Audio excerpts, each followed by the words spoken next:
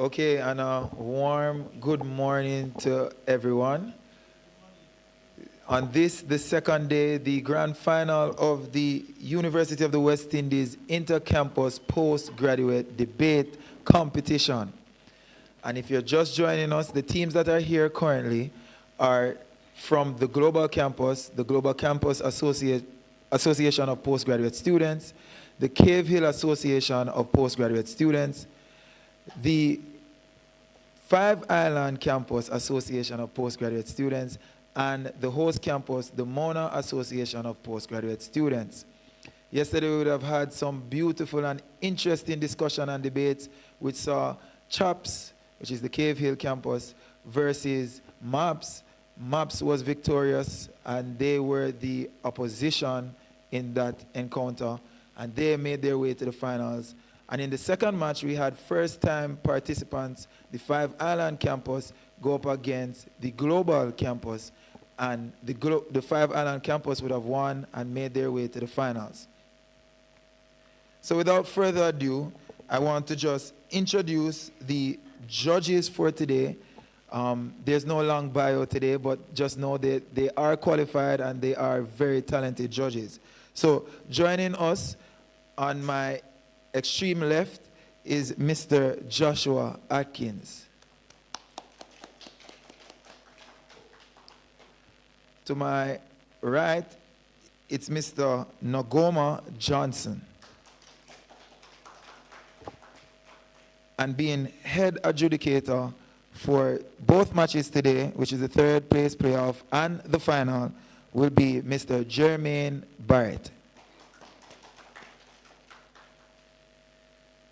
So without further ado, we're going to have the third place playoff. And I want to just introduce the teams. It will be the Cave Hill Association of Postgraduate Students who will be the proposition for this argument, and the Global Campus of Association of Postgraduate Students, GCAPS, they will be the proposition for today's argument. The opposition today. Proposition and opposition, my bad. Thank you so much. I'm just going to ask the team to introduce themselves again, starting with the opposition.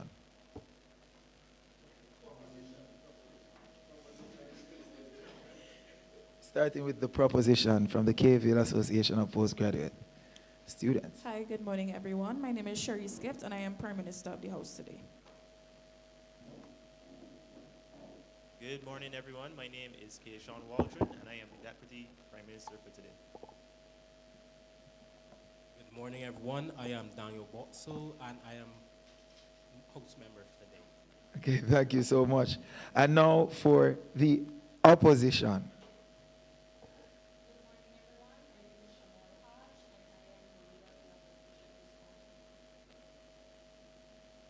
Good morning, everyone. I'm Ricardo Whiteley. I'm the Deputy Opposition Leader today.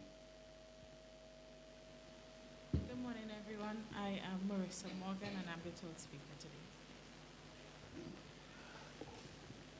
I'm going to now turn over to the judges who will explain the rules and just the motion that will be argued today.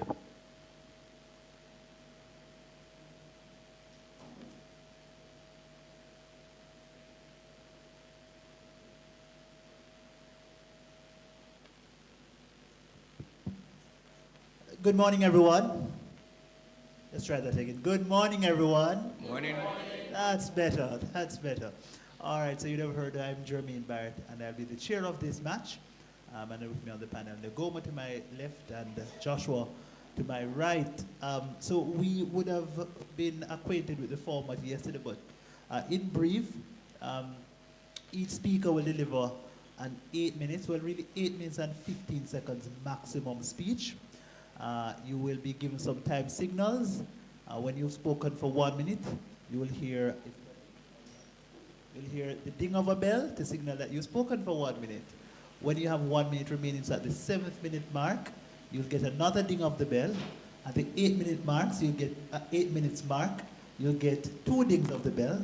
And that 7-minute ding means that you have entered another period of protected time. When you've gotten to 8 minutes, you get 2 dings of the bell. That signals that you should be wrapping up because you have 15 minutes within which to finish that final thought. At 8 minutes and 15 seconds, you'll get continuous dinging of the bell. That signals that you should yield the lectern and make way for somebody else to take over. All right?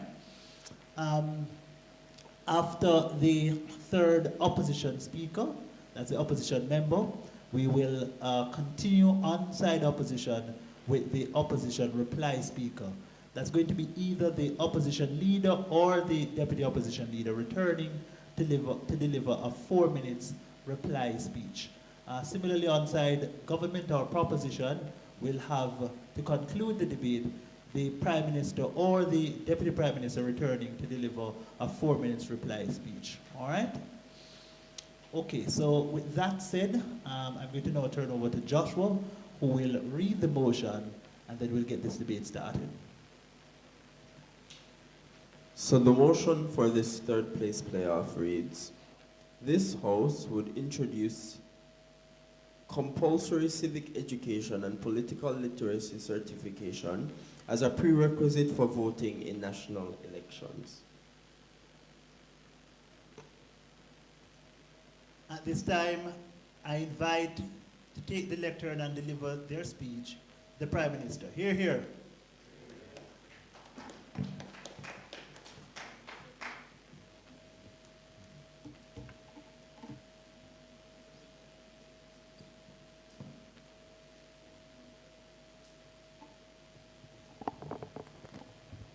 Testing for sound, 1, 2.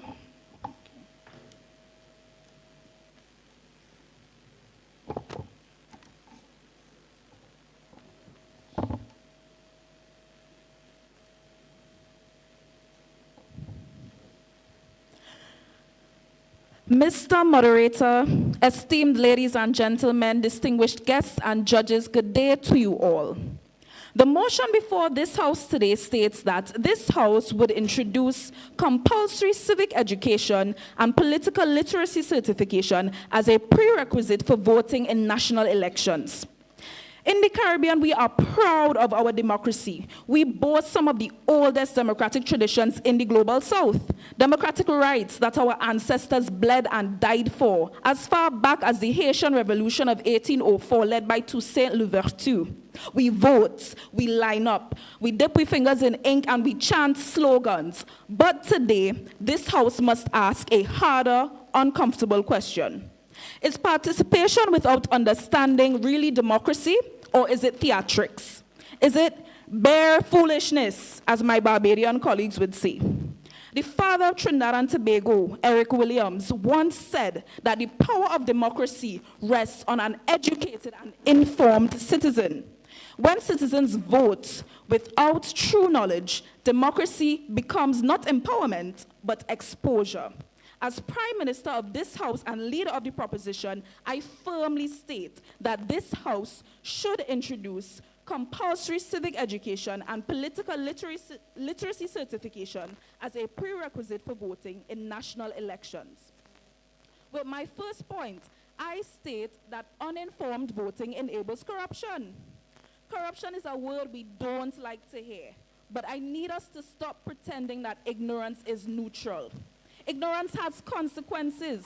When voters lack civic and political literacy, dangerous things happen. Corruption is not punished. Manifestos become bedtime stories, and charisma mass incompetence. Mr. Moderator, studies across our small island states show that voter buy-in is up to 3 times more effective in communities with low political literacy. According to a 2025 International Corruption Index report, countries with low civic knowledge and weak political education record higher tolerance for corruption, such as voter buy-in and nepotism. And you all know what I mean. Oh, Jono, yeah, he's my friend, man. If you vote for him, he'll sort you out. Regional analysis from this corruption index show that voters who cannot explain how budgets work are far more likely to excuse misuse of public funds. According to CARICOM, In Jamaica, election observer missions as recently as 2025 have shown that in garrison communities, voters openly admitted that their votes were exchanged for help. In a survey published by the Jamaica Gleaner, 22% of Jamaicans admitted that they had personally accepted money or benefits in exchange for their vote. The OECD Caribbean Development Report shows that in Jamaica and Trinidad and Tobago, trust in our justice system is extremely low, around 27%. This trust deficit makes it harder for citizens to hold leaders accountable for corruption. The World Bank tells us that corruption thrives where citizens cannot hold leaders accountable. Let's put it this way. If a politician pays for votes targeting vulnerable populations, would these populations report that politician if they were corrupt in office? No, they would not, because they received handouts at a time when they were in need. Without civic literacy, our populations can be taken advantage of in an unethical and unconstitutional way. This is why we need to educate our populations so that they can be taught that their vote is worth more than a fridge or a stove or a box of KFC, Mr. Moderator. That leads me to my second point. Rights require responsibility. The opposition are going to say that voting is a fundamental right, and they are correct. But rights without responsibility are reckless. Every society accepts this. The right to drive, but you have to pass a test. The right to practice medicine, but you have to pass a test and take the Hippocratic Oath. The right to handle a firearm, but you need a license. With great power comes great responsibility, and voting is power, Mr. Moderator. Voting decides our national budgets, education systems, disaster response. In the Caribbean, one hurricane can set us back a generation. Mr. Moderator, there's no one in this room today who will not admit that our region is vulnerable. Beryl, Ivan, Dorian, I could list the hurricane names all day, Mr. Moderator. After major disasters in the Eastern Caribbean, post-crisis evaluations conducted by the United Nations and the Red Cross showed that politicians who were elected without scrutiny mishandled emergency relief funds. We need our citizens to have basic understanding. Rejected. In Trinidad and Tobago, surveys by the EBC showed that a significant portion of voters cannot identify the difference between the executive branch of government and the legislative branch of government. This is unacceptable, Mr. Moderator, and I will not stand for the perpetuation of ignorance among our citizens. If we instead properly educated our population with compulsory civic education, starting with our youth. Eric Williams said that the future of our nation is in our children's school bags. That is a literal statement. Rejected, a survey of Caribbean youth showed that over 40% of young people in the Caribbean could not correctly identify the role of Parliament. Our youths need to be properly educated before they can vote. The UNICEF reported that students who were exposed to civic education have healthier voting engagement, up to 14% more than those who don't. Franklin D. Roosevelt, former US president, once said that the real safeguard of democracy is education. Education, education, that is the foundation, as the mighty sparrow would sing. Power without knowledge is the most dangerous form of authority. We are demanding respect for the right to vote. Rejected. And if that means the introduction of compulsory civic education into our school systems with the achievement of political literacy certification, then let it be so, Mr. Moderator. That is the only way we can have true democracy. I yield.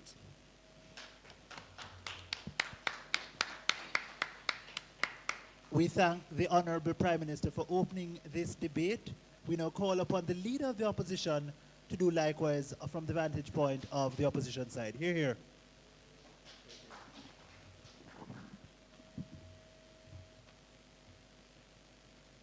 Can you guys hear me?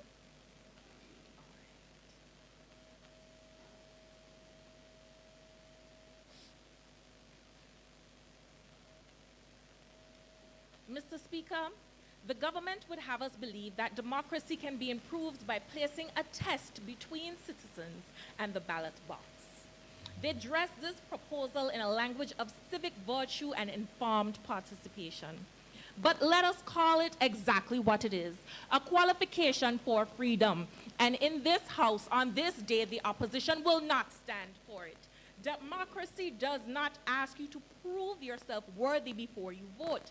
It only asks that you are a citizen. The moment we make the ballots conditional on passing a government-designed test, we have not improved democracy. We have diminished it. I will lay before this House 3 arguments that together form an unshakable case against this motion. First, that policy is a direct assault on the universal right to vote. Second, that the evidence, and we have plenty of it, demonstrates that certification requirements do not produce informed voters. Third, that the Caribbean, we know from bitter historical experience what happens when the powerful put literacy tests between people and the polls. Mr. Speaker, the government would have us believe that they merely are setting a standard, but let's be absolutely clear about what that standard is. It means a government, whatever its political color, gets to design the test that determines who participates in choosing that same government. That is not democracy. Universal suffrage is not a recent experiment. It is a hard-won conclusion of centuries of struggle fought by the enslaved women, struggle fought by the poor, the colonialized, and by every single group that the powerful once decided were either too ignorant or unqualified to have a say. The entire history of democratic progress is the history of tearing down tests, qualifications, and barriers to the ballots.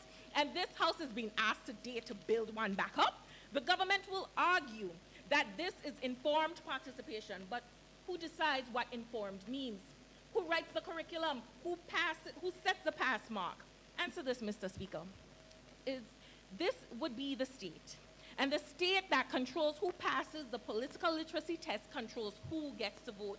That is a power that no democratic government should have Point or of hold. information. Not at this time.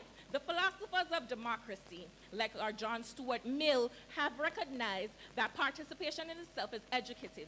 Citizens learn about governance by governing. They learn about elections by electing. You do not fix low political knowledge by locking people out. You fix it by bringing them in, by building better civic institutions around them. Furthermore, universal suffrage is enshrined in international law. Article 25 of the International Covenant on Civil and Political Rights guarantees that every citizen has the right without reasonable restrictions. There is nothing reasonable about making a citizen sit a government exam and not exercising that right. Mr. Speaker, the ballot is not a prize. It is not an academic achievement or reward. It is a right. It belongs to that person who's in the field farming cane, or working the night shift, or the grandmother who never had the opportunity to go to school in the first place, but has breathed the politics of this region her entire life. Mr. Speaker, let us suppose that we accept this for argument's sake.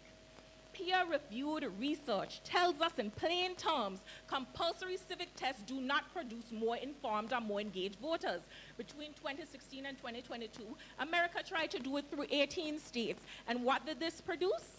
They tried to introduce a test that required persons to basically get civics education. Researchers in the Educational Evaluation and Policy Analysis in 2023 would have basically demonstrated in their findings that no casual increase in youth voter turnout in these states that adopted these policies. It didn't make a difference much. Not at this time. As the American Educational Research Association put in their September 2023 announcement, and I quote, "The policy does not improve youth voter turnout." Penn State would have reported on that same research, and they confirmed that it only assesses root knowledge, the ability to name branches of government, as you would have stated, recite constitutional clauses, and fill in blanks. Point of information. Not at this time, but they do not build civic agency. They do not afford the sense of political efficacy. They do not motivate people to go out and vote, which is the main issue here. You can memorize every clause of a constitution and still feel like your vote doesn't matter. Education level is not a direct predictor of voter turnout. A certification requirement does not correct the imbalance of voter participation. It just takes people who already don't care to vote much and hands them one more reason not to do so. So we are left with a policy that is empirically low, structurally regressive, and it will not create a more informed electorate. Mr. Speaker, if the government truly wants an informed electorate, then invest in free, accessible, voluntary civic education.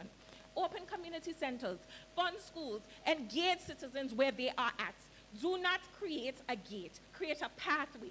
The evidence shows that certification does not raise political literacy. It only raises barriers. And for that reason, this House must reject it. Mr. Speaker, I'm going to talk a little history here. In 1893, colonial Jamaica introduced a literacy test tied to a 10-shilling poll tax as a condition for voting. That was a wall built to keep the poor, the black, the peasant farmer, the market worker, the laborer out of the ballot box and out of power. The wall would have came down, and the people eventually walked in. The structure of this motion, a certification requirement, a government-designed test, a prerequisite for participation, is architecturally identical to what colonial administrators built in 1893. The materials that they may propose, perhaps they may be a little bit more modern. The intent may be dressed in a language of civic improvement, but the effect is still going to be the same. People will pass, and some people will fail and be told that they cannot vote. And who will really fail? Research on voting behavior from the GTUE tells us that Caribbean youth already show volatile, low voter turnout, and that their disengagement is driven not by the ignorance of civics, but by economic precarity, not at this time, unemployment, and a sense that the system was not designed for them. Adding a certification test to their lives will only make them feel more like this is the truth. In Jamaica 2025, the PMP demanded an independent inquiry into election irregularities, citing concerns about voter suppression tactics that allegedly exploited back-to-back school pressures to reduce turnout amongst low-income families. Bahamas, same period. Elections recorded about just 49% turnout. The analysts pointing to access barriers, not knowledge gaps, as the primary driver for disengagement. Across the region, the problem really is just access, not education, not at this time. And what do our electoral bodies actually do? Guyana, for example. The Guyana Elections Commission ramped up voluntary civic voter education campaigns ahead of September elections, building awareness without building walls. The Elections Boundaries Commission in Trinidad and Tobago sustained public education programs, voluntary education programs, open access. That is the model that works in our Caribbean region, Thank you, Speaker. not the model that you propose. The U.S. experience confirms this regionally. You're out of time. Thank you. Thank you very much.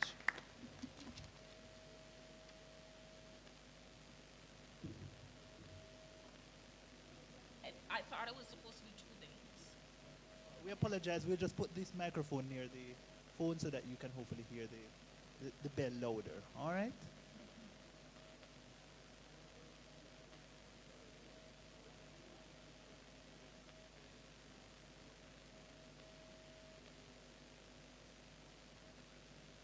All right. But we're not applying a penalty, because we know the constraints.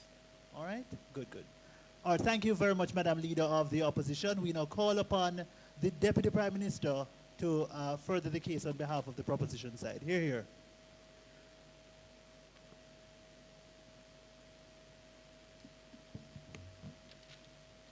Good morning to the judges and to the audience.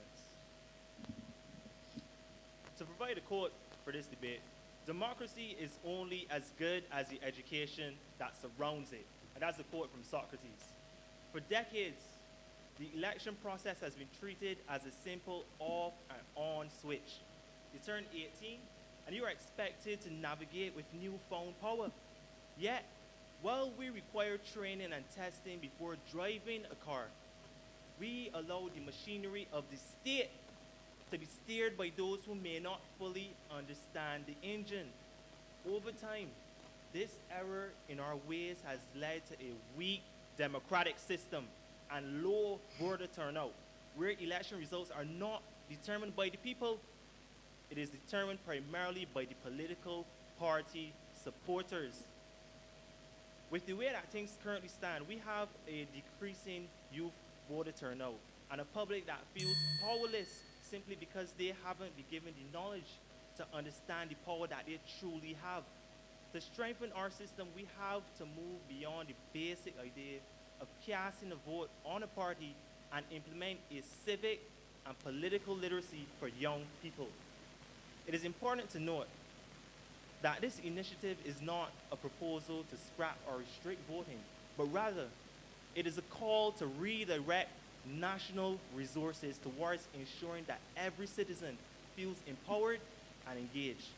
And with that introduction of civic education and political literacy, we aim to do two things.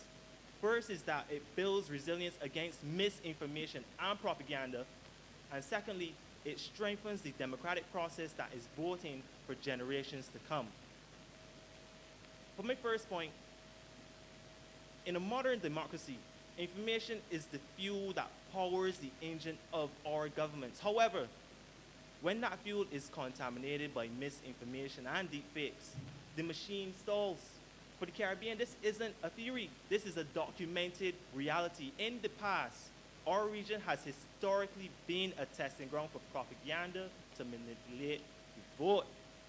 And if we need an example of that, we need to look no further than Cambridge Analytica. In 2010, this scandal in Trinidad and Tobago with the Do So campaign was specifically engineered to deter young black Trinidadians from voting.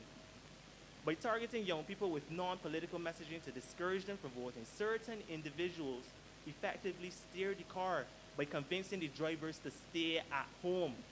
But with mandatory political literacy classes, it would teach these students to recognize the manipulative patterns before they are exploited. In addition to propaganda, there is also the rise of artificial intelligence. The World Economic Forum Global Risk Report 2025 ranks AI-generated misinformation as the second most significant short-term threat to global stability. As AI-generated content becomes identical to reality, judges, a voter can no longer verify a source is a liability to a system. Political literacy provides critical thinking tools needed to question viral videos or WhatsApp broadcasts that aim to incite emotional reactions rather than logical choices. And beyond propaganda and AI, young voters must understand the policy trade-offs that occur. Beyond spotting lies, young people must also learn to evaluate the price of some of these promises made, whether it's a promise of debt forgiveness, less taxes, or new buildings. A literate voter understands the trade-offs that must occur. And this allows young voters to move from being consumers of slogans to active analysts of whether a policy is sustainable or it is merely an unfulfillable promise. And to understand the severity of this point, judges, the future of democracy will cease to exist when people of the future are absent, when the decisions of the future are being made. According to the Commonwealth Youth Development Index, the political and civic participation domains in the Caribbean have significantly lower scores, averaging between a 26 to 37% voter turnout. Now, if we do not teach the next generation how this machinery works, we leave the door open for disinformation to dismantle our democracy from the inside out.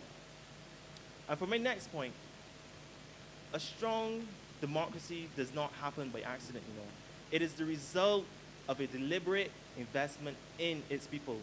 If we want to maintain the machinery of the state for it to run smoothly throughout generations, we must treat political literacy as an essential maintenance of our system. Point of information. Not accepted. Globally, countries that prioritize civic education don't just have a higher voter turnout, they have healthier political cultures characterized by high trust and stronger institutional legitimacy. Political literacy that citizens have exactly known where the government can and cannot do A study from the United Nations found that 70% of young people do not know the name of their local representative, and 39% report that they simply do not understand what politicians actually do. This ends the cycle of blame, blame, and unearned praise. With political literacy, when a voter understands which specific office is responsible for the broken road versus a national trade policy, they can demand targeted accountability instead of feeling a general paralyzing frustration. And in addition to that, education moves the conversation away from personal cults and political tribal parties towards a loyalty towards the policy and performance of the country and region. When voters can analyze the manifesto and weigh the trade-offs, they can vote for the future of a region rather than the color of a t-shirt.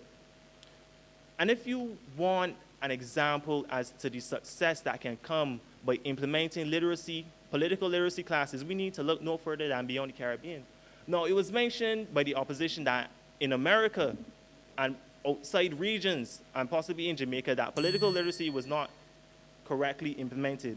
But when we look at Belize, when we look at the Cayman Islands, they would have made an attempt to introduce political literacy.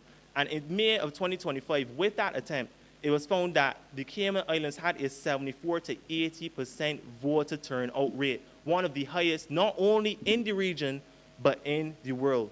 So the lesson here is that when we implement civic education and political literacy, we begin to prepare ourselves for the future and strengthen future democracy. In summary, with the introduction of civic education and political literacy for elections, we build resilience to fight against misinformation and disinformation. And in addition to that, when we take this investment, it is not an investment just for now, judges, but it is an investment for democracy of the future. And I thank you.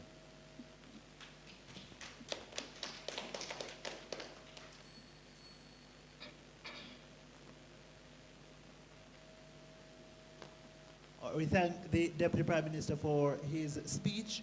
We now call upon the Deputy Leader of the Opposition to respond and to advance the case on behalf of the opposition side. Hear, hear.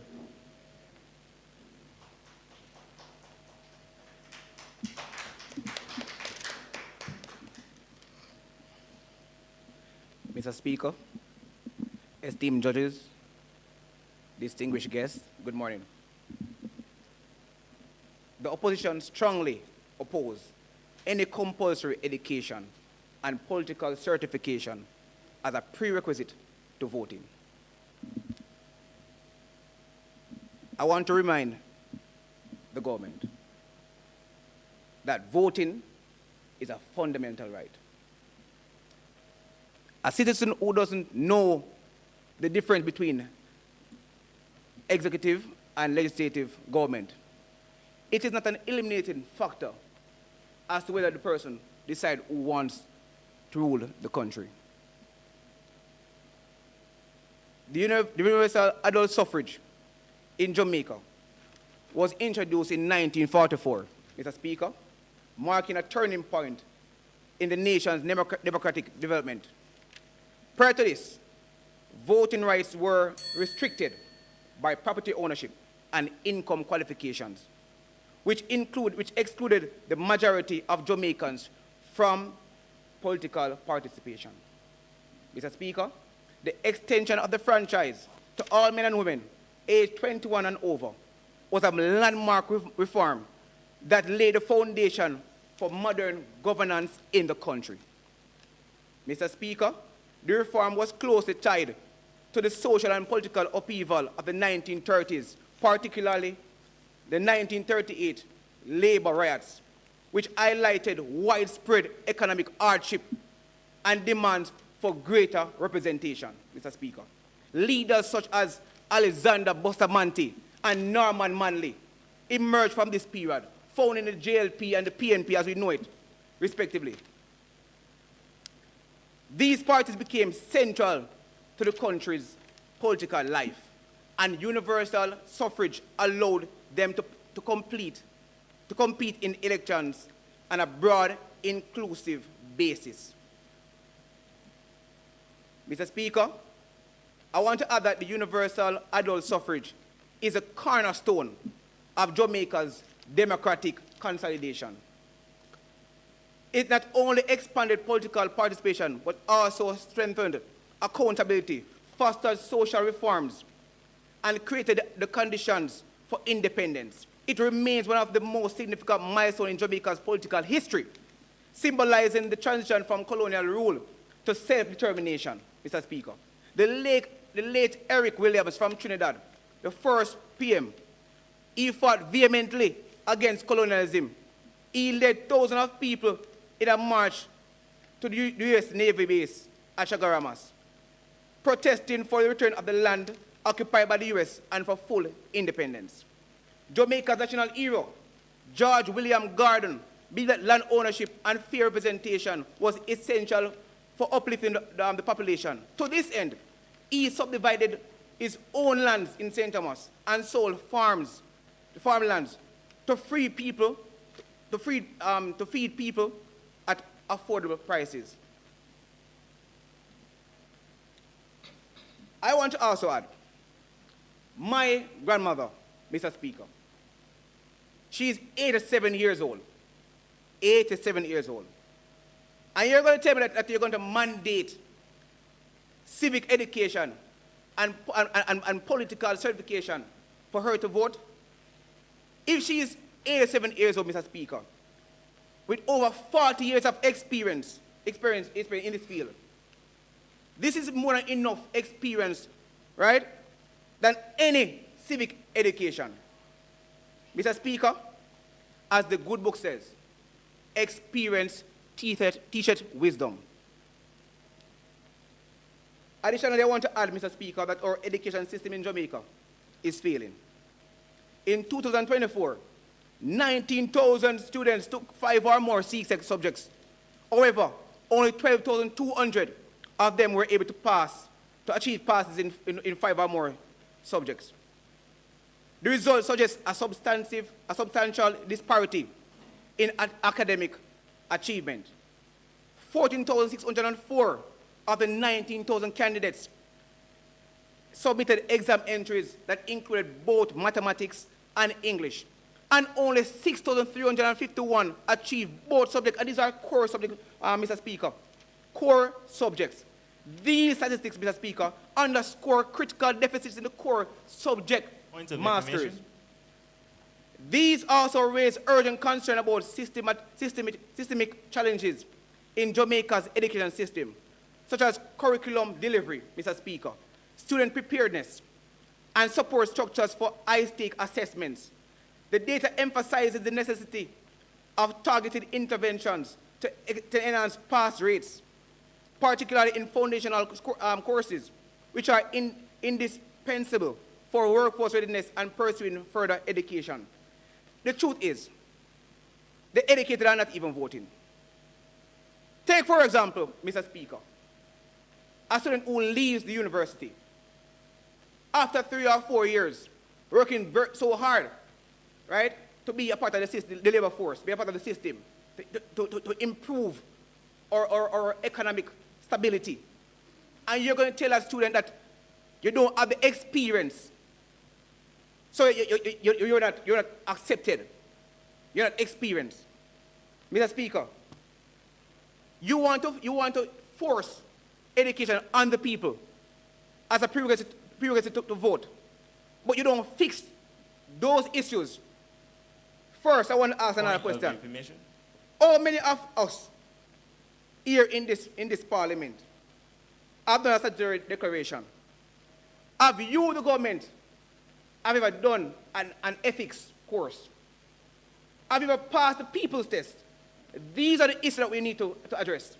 You come to talking about making education mandatory. We have greater issues at hand. And, Mr. Speaker, we are not against education. We're not against you want to implement these structures to know that there are people who are about to vote who are aware of what they're doing, the policies that the government are implementing. But to make it compulsory, Mr. Speaker, is way too far. It will not happen. What about exploring alternatives? Put terms on the Prime Minister's tenure and for parliamentarians. What about enacting and implementing impeachment legislation? What about if you don't pass the people's test, you can't represent the people? These are the issues we're facing.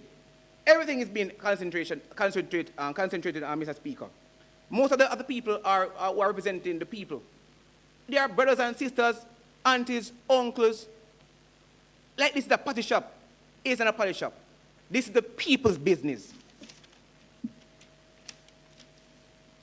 Mr. Speaker, I want to say that, look here, we can do it better. Go into the schools, speak to our education system, right?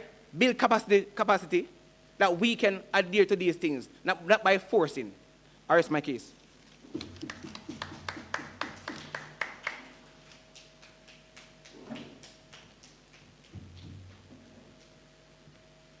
We thank the Deputy Leader of the Opposition for his speech, and we go back now to the government side to hear from their member speaker. Hear, hear.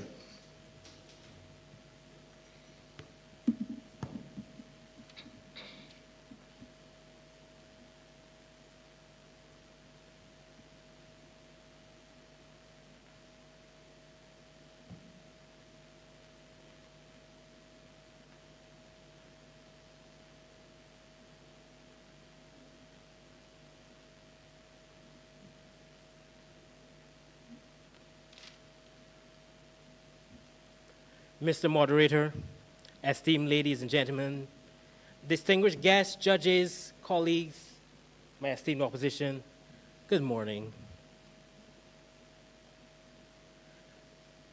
A quote attributed to Socrates that my colleague used, democracy is only as good as the education that surrounds it. As persons seeking higher education, can we really stand here and argue that your education gave you a lesser appreciation for your democracy, for your country, or for your region? At the regional institution that is the University of the West Indies? Really?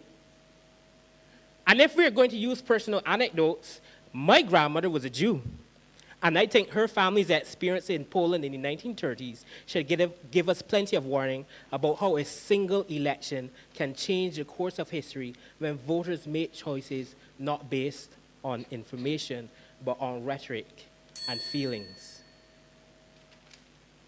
The motion before the House today is that this House would introduce compulsory civic education and political literacy certification as a prerequisite for voting in national elections. For the purpose of this debate, the proposition holds firm. We are not seeking to limit democracy, but to safeguard it. We aim to ensure that participation in our cherished democratic traditions is matched by a foundational understanding of the power we wield. Nigerian poet and novelist Chinua Achebe observed a functioning, robust democracy requires a healthy, educated, participatory followership and an educated, morally ground leadership. We put it to the House that an uninformed vote is not truly a free vote. I remind the opposition, education is not merely a tool for personal advancement, but a fundamental pillar supporting the very fabric of democratic governance. Investing in civil education yields dividends beyond individual advancement. It strengthens democratic institutions, promotes economic development, and fosters social cohesion. Civics education should be at the forefront of policy agendas worldwide to nurture informed education and empowered citizens. From equipping citizens to discern truth in a world saturated with misinformation to empowering the marginalized to claim their rights and participate fully in civic life. This education shapes not only minds, but societies. We cannot just exist as 5-second democracies where people only see their role in civic life to exist when casting their ballots.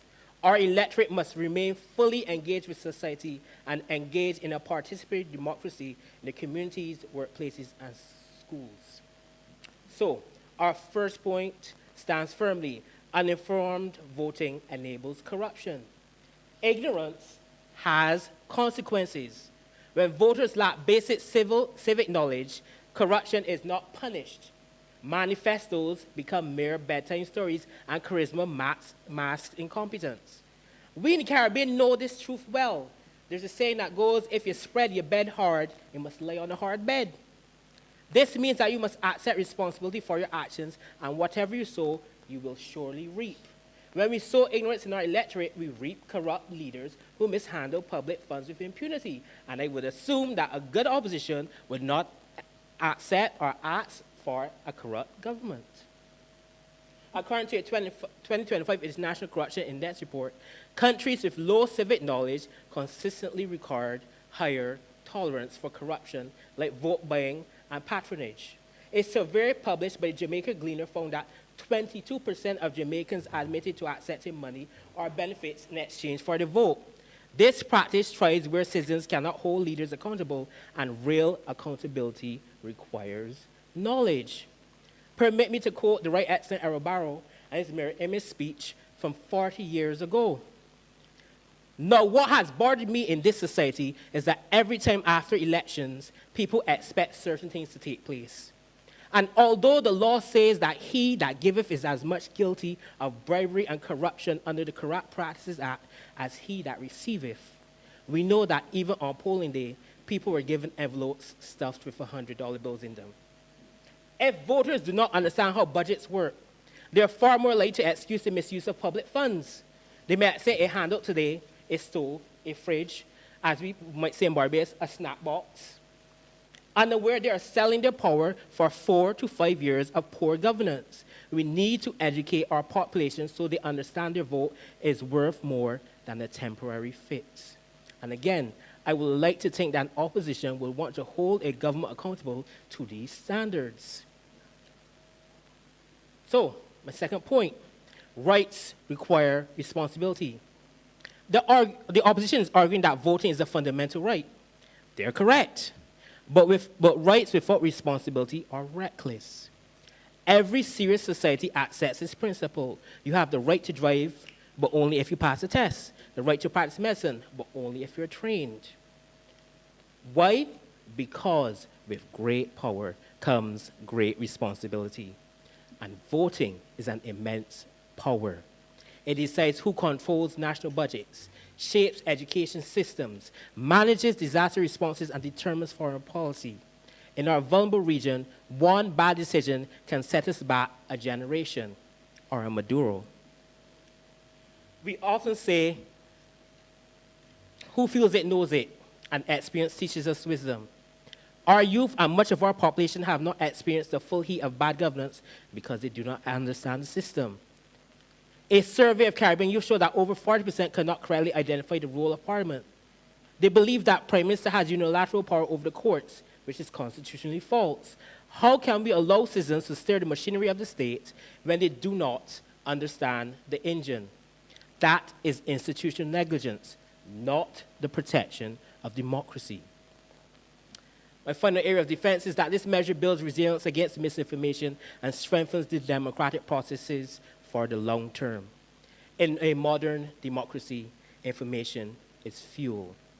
But that fuel is now contaminated with deepfakes, AI, and propaganda. And our region has been a testing ground for manipulation. Look no further than the 2010 Cambridge Analytica Do So campaign in Trinidad and Tobago, designed to suppress the vote of young Afro-Trinidadians and benefit a rival party. This campaign capitalized on a lack of political literacy to steer the car by convincing drivers to stay home. One more quote that I will give you. According to Nicolette Karina Kalfas, Program Associate of Global Democracy Coalition, democracy thrives when citizens can make informed choices. Education fosters critical thinking, enabling individuals to analyze information, discern facts from misinformation, and make decisions that align with their values and the common good. It is through education that democracy has the potential to become more than a structure of governance, a citizenry that can think critically, vote thoughtfully, engage respectfully, and advocate effectively is a potentially attainable outcome of sustained, inclusive, and well-supported civics education. A well-educated populace is a bedrock of functioning democracy. In summary, we build resilience against misinformation and invest in the future of our democracy by creating a blueprint for stability where educated citizens hold the keys of power Thank of you very much, confidence. sir. Your I time yield. Thank you. Yeah. All right, very well. Thank you very much. That was the member of government representing the proposition team. We now go to the third and final substantive speaker from the opposition side. Let's make their member speaker welcome. Here, here.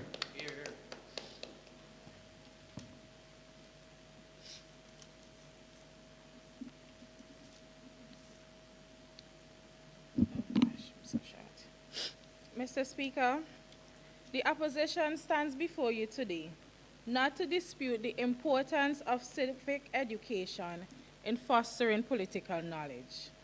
Yes, Mr. Speaker, we agree that knowledge is power. Information is liberating. Education is the premise of progress in every society, in every family. However, Mr. Speaker, we cannot in good conscience stand before you today and accept the motion proposed by the government. Making it mandatory for citizens to pass some tests in order to vote in their country's national elections is nothing short of gerrymandering. This, Mr. Speaker, is the manipulation of an electoral consistency boundaries so as to favor one party or class. Mr. Speaker, my first task today is to rebut what the government claims. The government claims that uninformed voting informs corruption. Mr. Speaker, I am here to tell you that corruption stems from abuse of power and not from voter ignorance. Mr. Speaker, one thing I believe the government failed to realize is that even voters with knowledge can support unethical leaders. So, Mr. Speaker, corruption comes from behind closed doors where powers lacks accountability. What the government should tell us is who they intend to design these tests. Who says what knowledge is sufficient? Mr. Speaker, is it not the government in power who sets this in motion? So then, is this not corruption? Point of information. Government says not right now. The government's second claim is that rights require responsibility. I stand here to tell you, Mr. Speaker, that rights are not conditional on competency. Our rights are not earned by passing a test.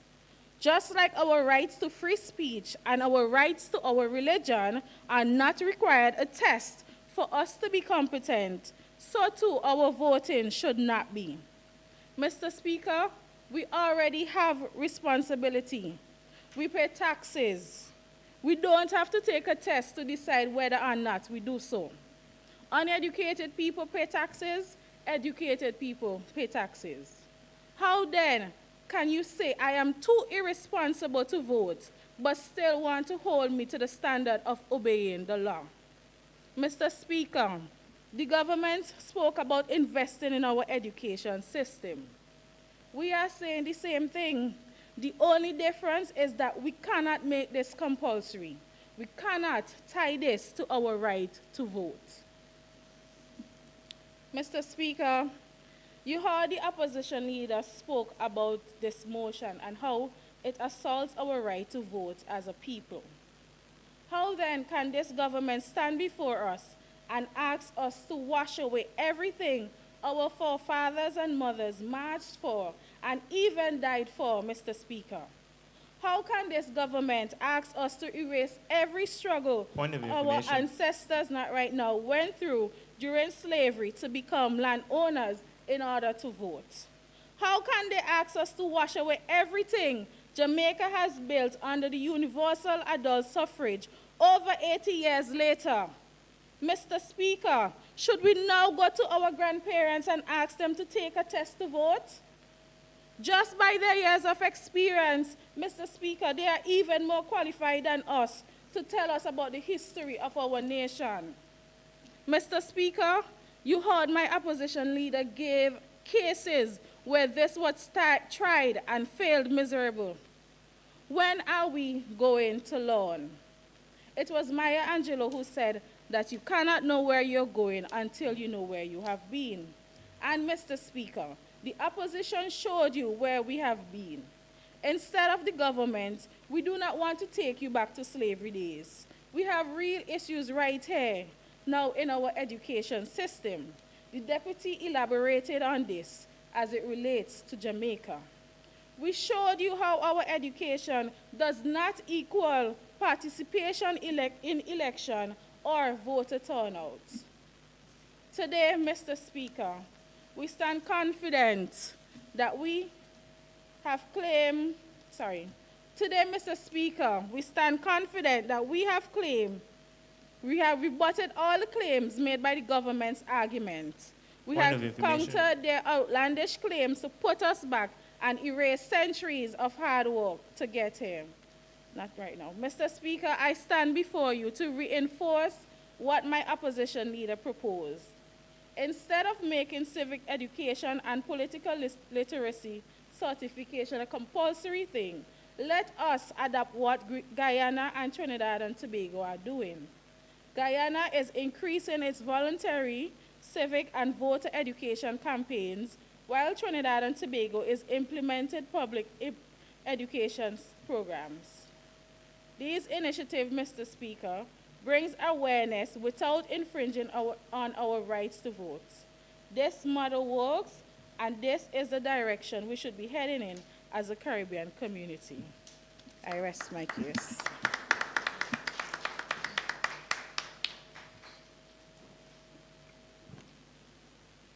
Thank you very much. That was the third speaker from the opposition side. We now make way for the rebuttalists, the final submissions on both teams. I now call upon the reply speaker from the opposition team to deliver their 4 minutes reply to conclude their team's case. Hear, hear.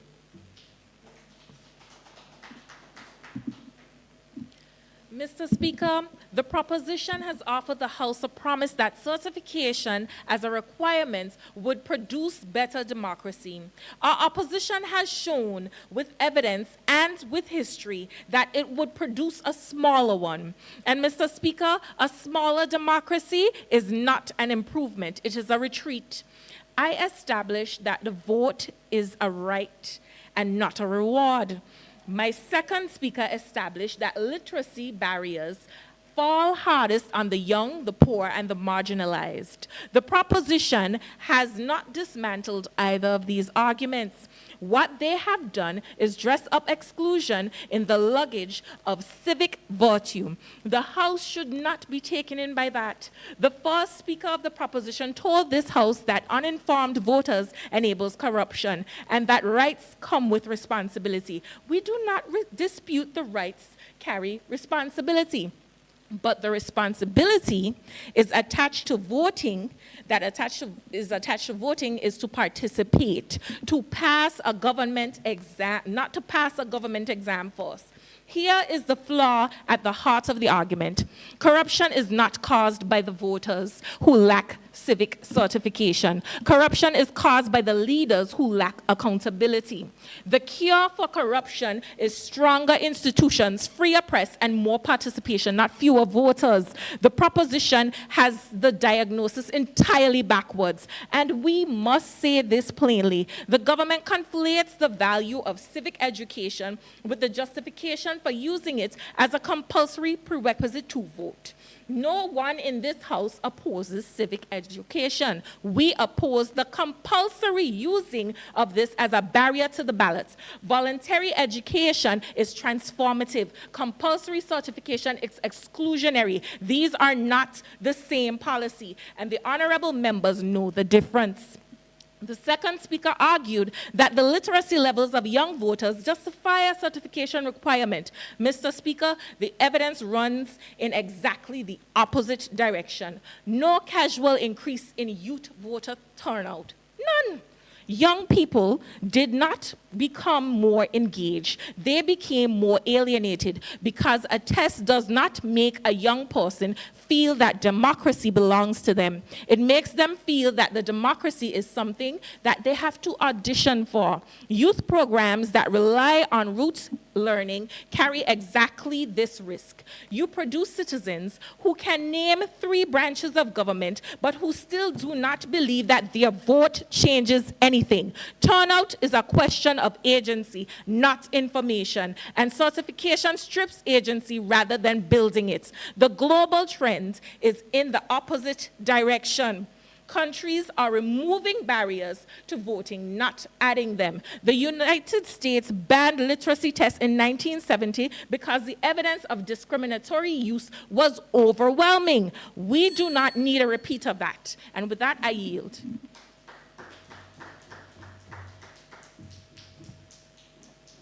Thank you very much, Madam Reply Speaker. Concluding the case there from the vantage point of the opposition side.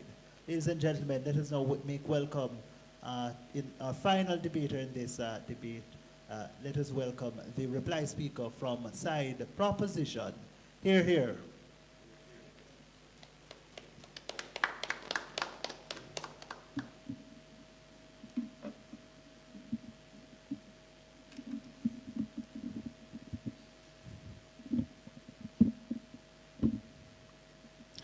Mr. Moderator, the opposition said that civic education testing is an attack on democracy. But according to CLR James, we cannot allow 5-second democracies. Statistics from the World Bank say that 90% of democratic states impose some form of qualification on voting. Age limits, citizenship rules, residency requirements. There are so many prerequisites in place for voting, so this is not new. So why should civic education not be one of them?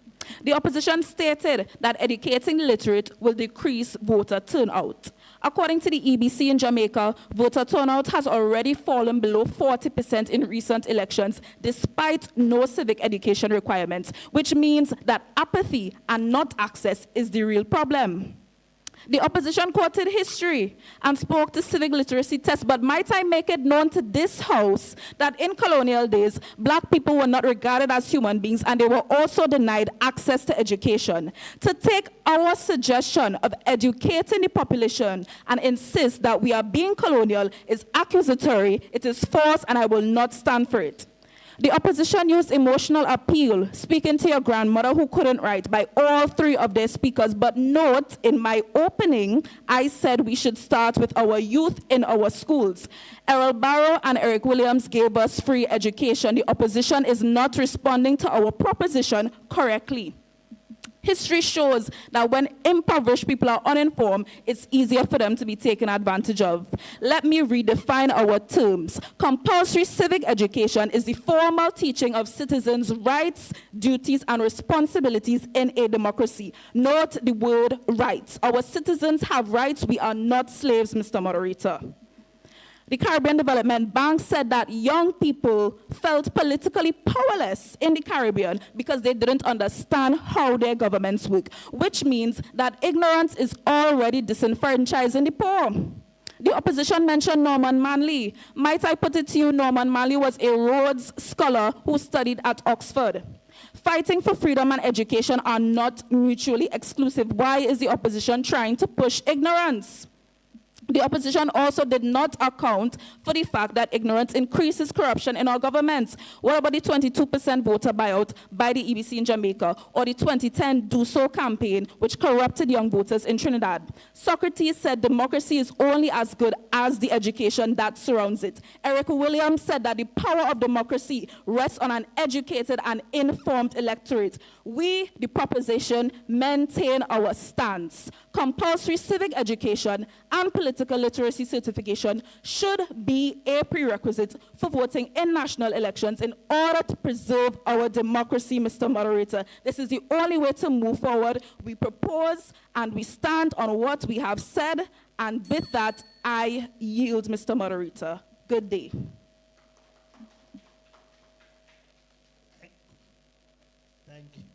Thank you very much, Madam Reply Speaker, representing and closing out the case for the proposition team and the debate overall. Ladies and gentlemen, please give both teams a round of applause. At this time, we, the adjudicators, will leave, deliberate, and return, hopefully soon, with the results of the analysis. Stay tuned.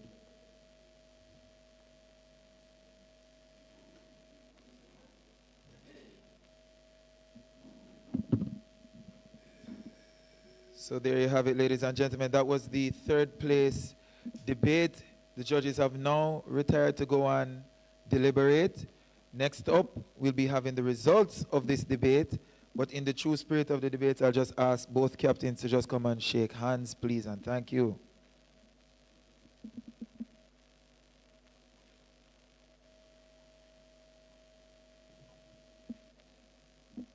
Okay, so after the deliberation, we'll be coming back for the results and then the grand final between the Mona Academy of Postgraduate Students and the Cave Hill Academy of Postgraduate, the Five Islands Academy of Postgraduate Students. Thank you so much.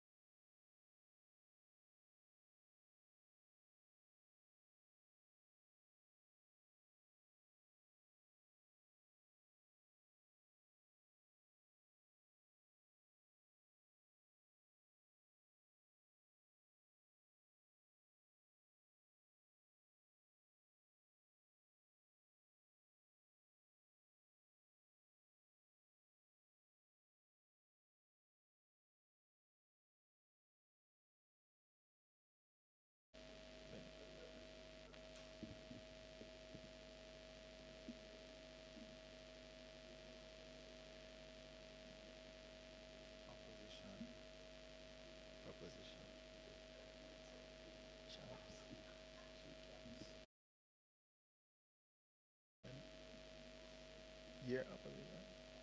Yeah. No. I got it. That. Okay, and welcome back to the postgraduate intercampus debate competition. We just had the third place playoff between Team Proposition from the Cave Hill campus and Opposition from the Global campus. And now I'll invite head adjudicator, Mr. Jermaine Barrett, to deliver the results of the third place playoff. Please make him welcome.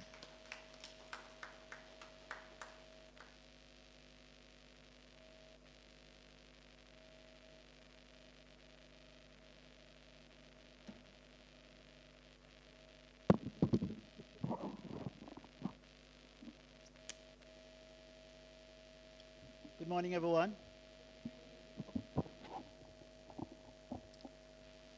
All right, so first of all, I want to give thanks to both teams for always an exciting and interesting match. Looking at the question of whether or not we should mandate civic education and political literacy certification as a prerequisite for people voting in general elections, yes? We get a kind of a characterization of the problem from side Proposition, that's Cave Hill. They tell us that to make the important decision as it relates to who runs your countries, who governs the political administration of your country, it's such an important decision that to do so uninformed or ill-informed, it's going to see you contributing to the corrupting of the democracy. They say to us that there is a low level of political literacy in the Caribbean right now, and that the mechanism that they're advocating for is going to improve people's understandings of things like, for example, the structure of government. It's going to increase your understanding of how governments work and what are reasonable expectations to hold of your political leaders.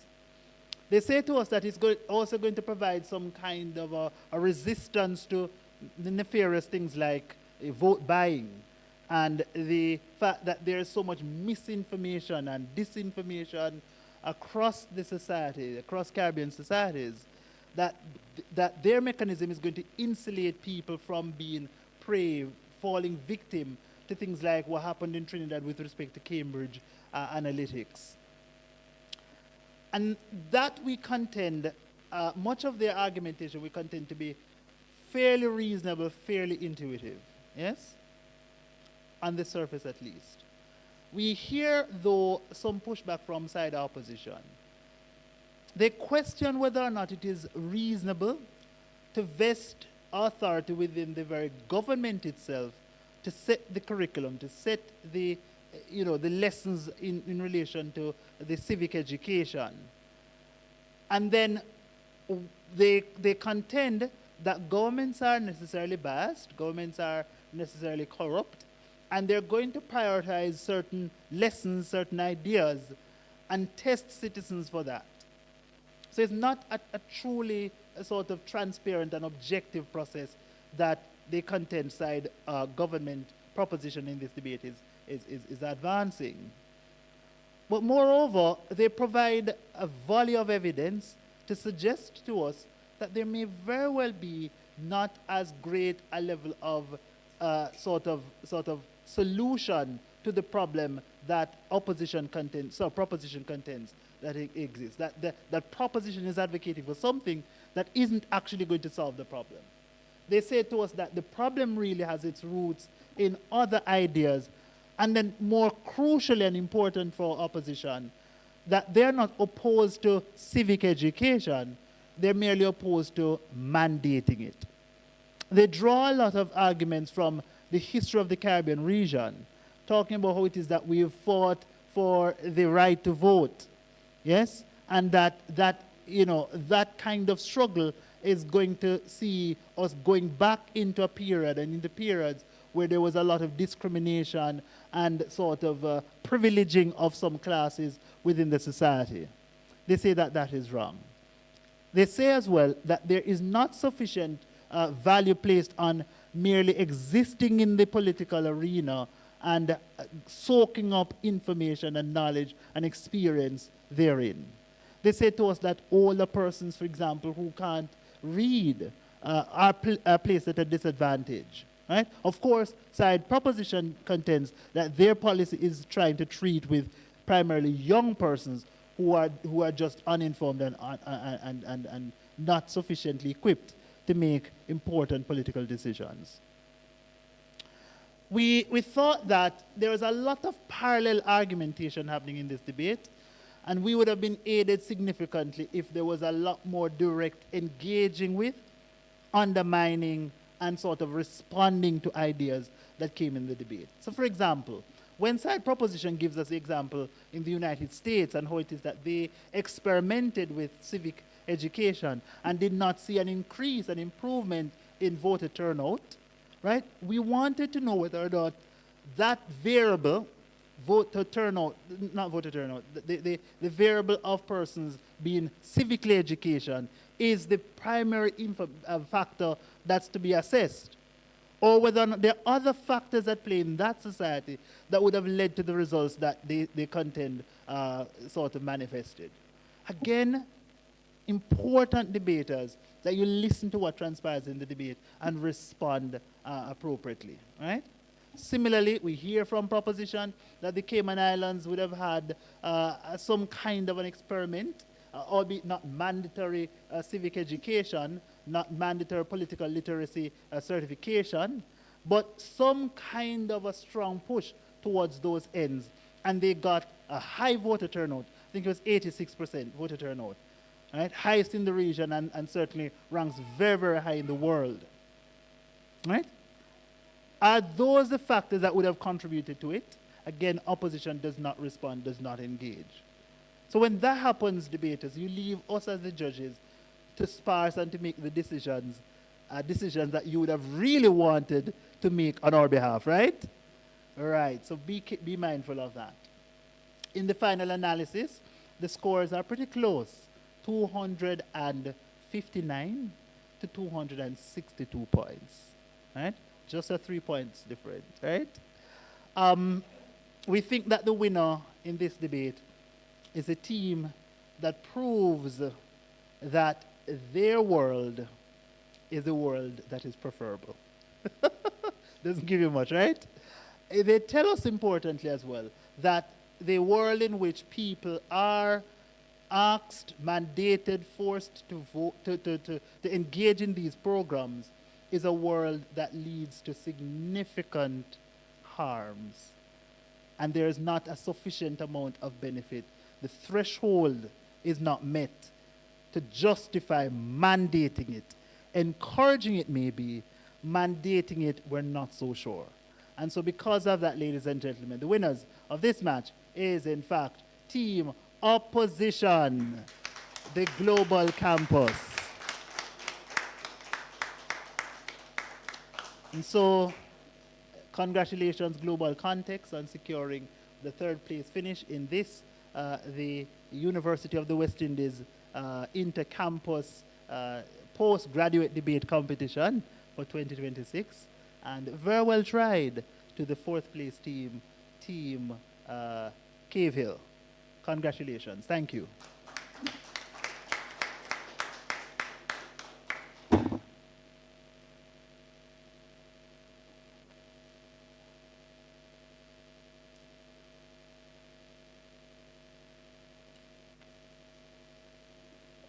All right, thank you again so much. Can we put our hands together one more time for both teams for such a riveting debate? So we're going to invite both teams to just depart, and our photographer will take a picture of both teams together off to the side. Congratulations again to Team Global Campus for securing the third place, and well done, Team Cave Hill.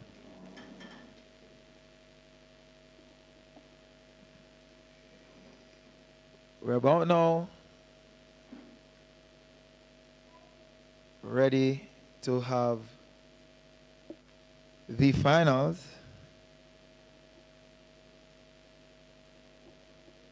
And it will be between Team MAPS, the defending champions, hoping to keep their streak of 8 consecutive titles. I just want to take this moment to welcome former MAPS president and councillor for the, in which division is it again? In the race course division in Clarendon, Mr. Kijana Johnson, who has graced us with his presence here for the finals. So can we put our hands together for Mr. Kijana Johnson?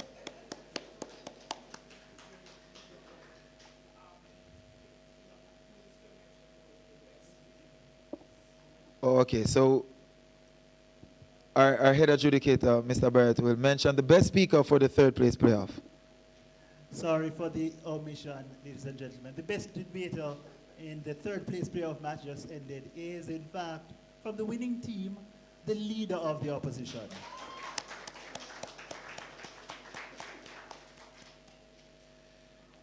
Congratulations to the leader of the opposition. So I want to just mention that as I invite both teams to join us, so I'm going to have Team MAPS, who will be proposition. They will be team proposition, and they will be sitting to our right.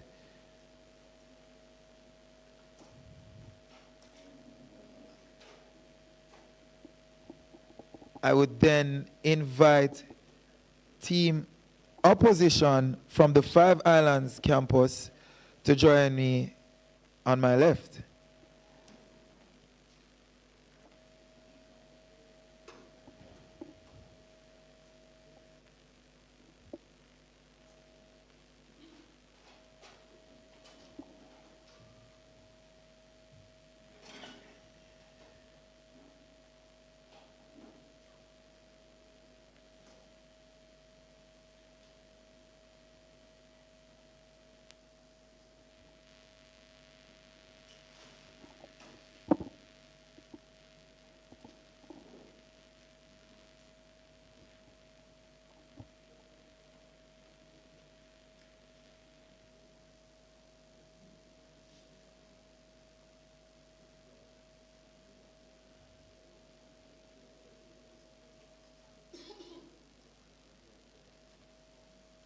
Ladies and gentlemen, it would have all brought us to this moment.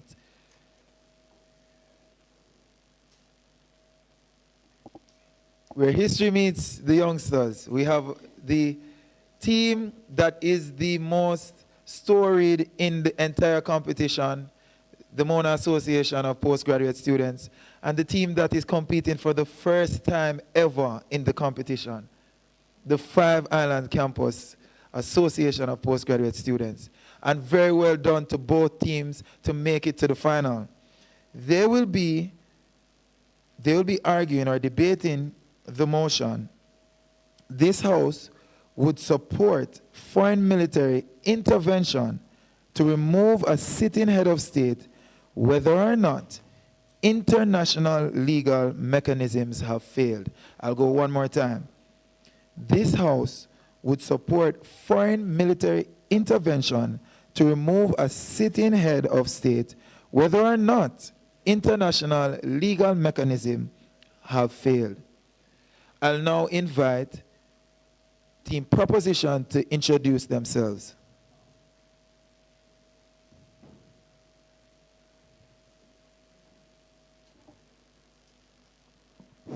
Good morning, everyone. My name is Omalura Wilson, and I am the Prime Minister this morning.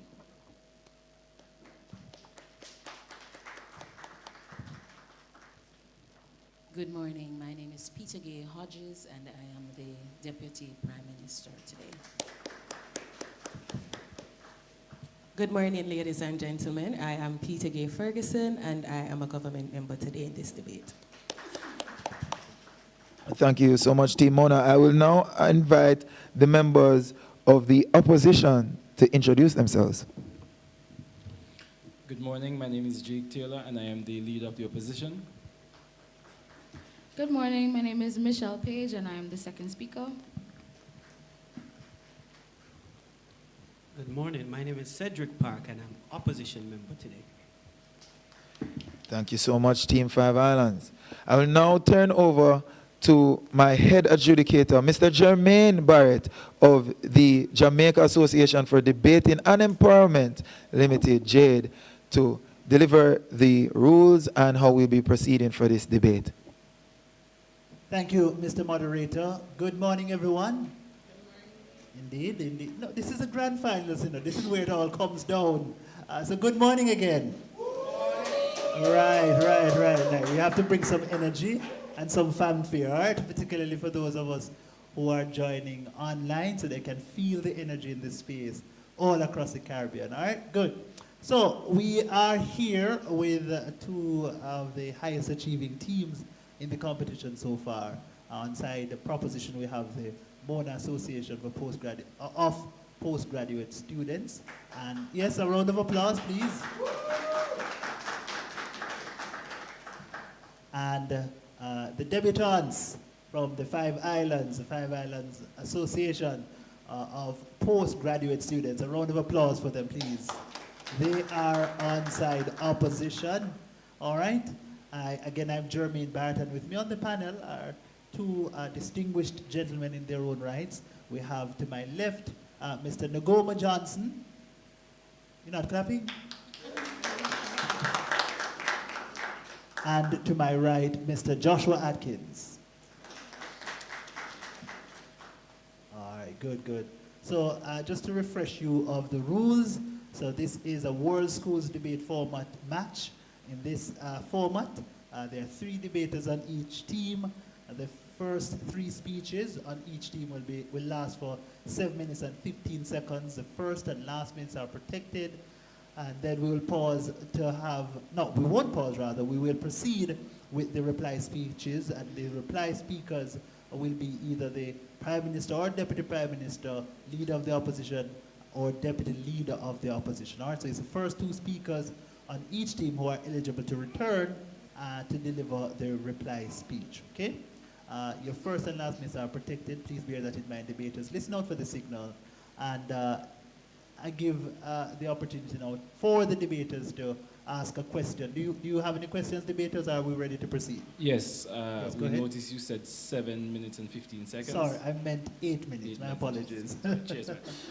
That would be what we'd obtain if it were British parliamentary debating, but this is World School. So 8-minute speeches from each of the debaters, and then one debater, either the first or second speaker, will return to deliver a 4-minute reply, beginning with the opposition team, concluding with the proposition team. All right?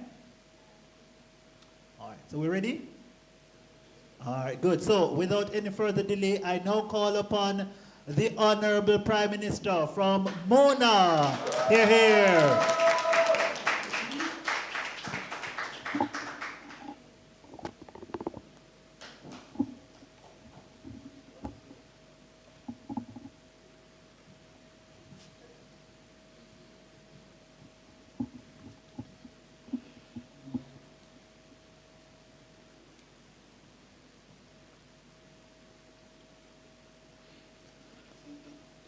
Mr. Speaker, adjudicators, members of the House, good morning. Dante Alighieri, an Italian poet, in the midst of reflection decided to pen the words one day. The hottest place in hell are reserved for those who, in a period of moral crisis, maintain their neutrality. Sudan, South Africa, Chile, all places who suffered significantly, whether from genocide, mass atrocities, state collapse, or systematic crimes against humanity. Mr. Speaker, we are here to outline why this House would support foreign military intervention to remove a sitting head of state, whether or not international legal mechanisms have failed. Let me break it down clearly. Under our model, foreign military intervention means a multilateral coalition of states intervening with the primary aim of removing a sitting head of state, ending active harm, stabilizing governance, and protecting civilians. Note, this is not a unilateral invasion. This is not a regime change. This is not a resource capture. And this is not a political domination. It's structured, it's multilateral, it's stabilization-focused intervention. UN, CARICOM, EU, OECS. You get me?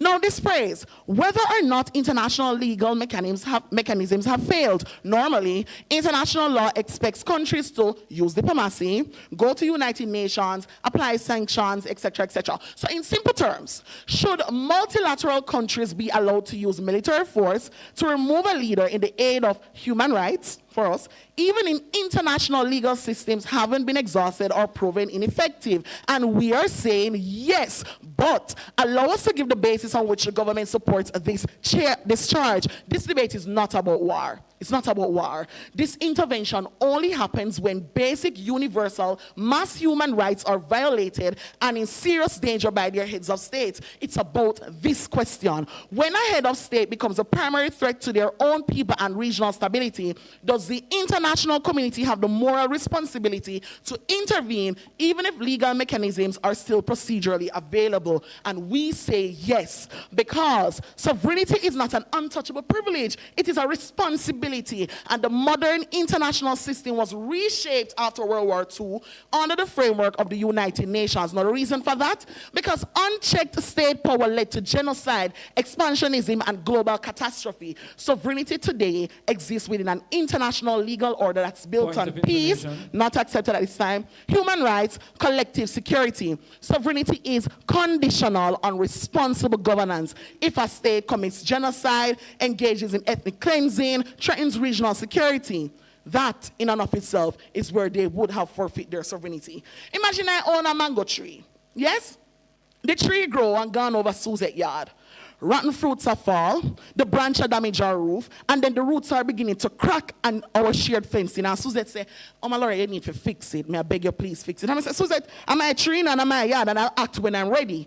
At some point, the neighborhood watch can intervene, not to punish me, but to protect the collective prosperity of the neighborhood. And that is in the sense of an international society. Because even though we live in isolated yards, we live in a shared community. The same way, we as a global community are fighting a war against anarchies, and when we are looking at the wars, the law must fall silent for proactive measures to step in, and that gives the rationale of our behavior, ladies and gentlemen. In the harm of legal and political paralysis and human inaction, it leads to severe debt and damages for a nation. In this case, what do we do?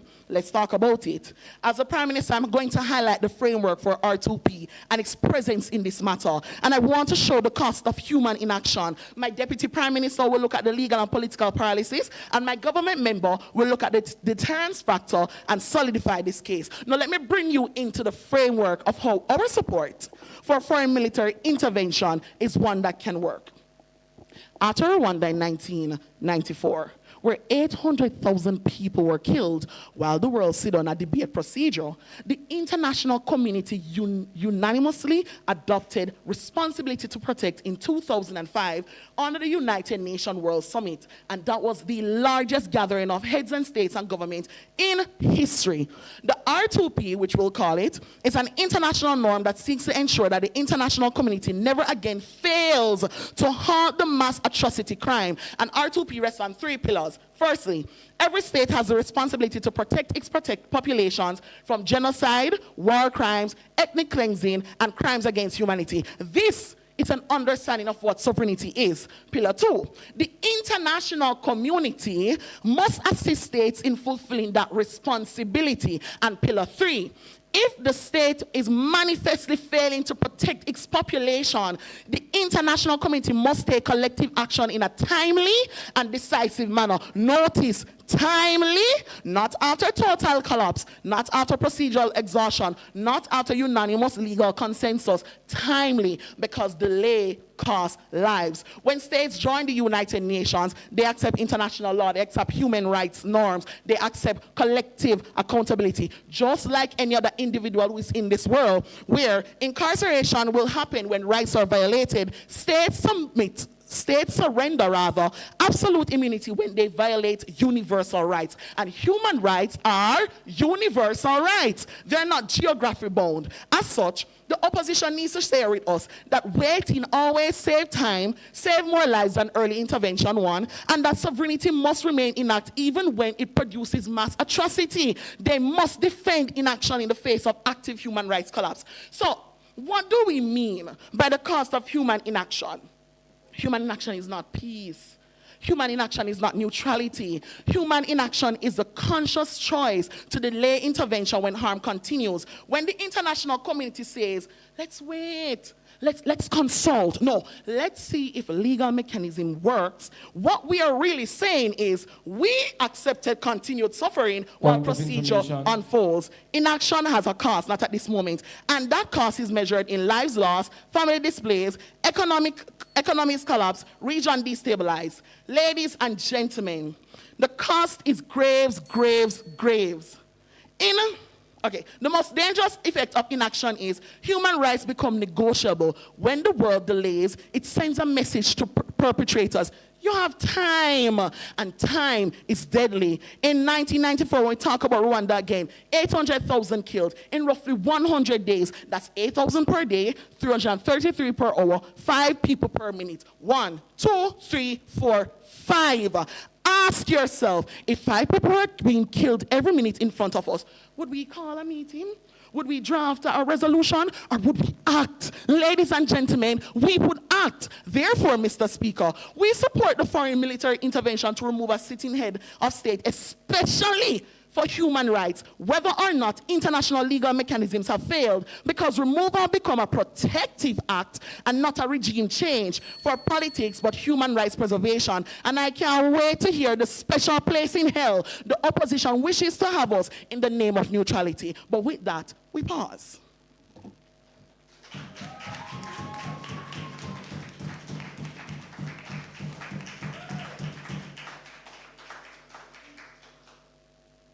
Ladies and gentlemen, that's quite a hot start to our debate. Let us keep the fire blazing. Let us now invite the leader of the opposition, who hails from the 5 islands campuses. Let's make that speaker welcome. Hear, hear.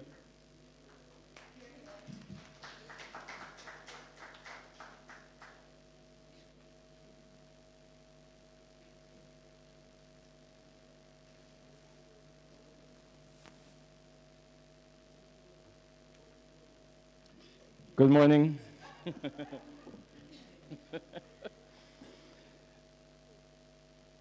Mr. Speaker, honorable judges, members of this House, I wanted to ask the proposition a question, but I guess they didn't take our points of information. I know they're afraid of us. It's all right. But I will start by saying this. Even if we accept the government's definition of mutual intervention, our position still stands, because multilateral force without binding international legal authorization produces the same harms. Your core clarification, Mr. Speaker, multilateral does not equal legitimate, restrained, or is effective. Now, I want to state, the proposition will argue that atrocities are urgent, that sovereignty is conditional, and when international mechanisms fail, military intervention becomes morally necessary. We agree that atrocities are urgent. We reject that the leap to regime change, because this debate is not about whether bad leaders exist. This debate is about systemic risk, not isolated moral outrage. Not accepted at this time. It asks whether we normalize foreign military intervention to remove a sitting head of state, even without international legal authorization. And when you change the rule governing force when force is acceptable, you change the structure of the entire international system. Our case today is grounded in 3 measurable realities. Military regime change increases civilian deaths. It prolongs and internationalizes conflicts. It erodes the rule-based order that small and medium states depend on for survival. Point of information. Not accepted at this time. And we will prove each with evidence. Intervention increased civilian harm. Professor Netta Crawford of Brown University Cost of War Project estimates that post-2001 US-led military interventions have resulted in 4.5 million deaths, most of them indirect civilian deaths caused by infrastructure collapse, hunger, and diseases. That is not stabilization. That is humanitarian catastrophe. Points of Look at Iraq, not accepted at this time. Look at Iraq. Iraq's body count documents over 200,000 civilian deaths after 2003 invasion. According to the Lancet study by Dr. Gilbert Burnham, estimates over 650,000 excess deaths. The World Health Organization documented sharp rise in infant mortality and systemic healthcare collapse. Removing Saddam Hussein did not end violence. It multiplied it. Not now, man, and I know your style, you know. You're not going to disturb us all day. Now look at Libya.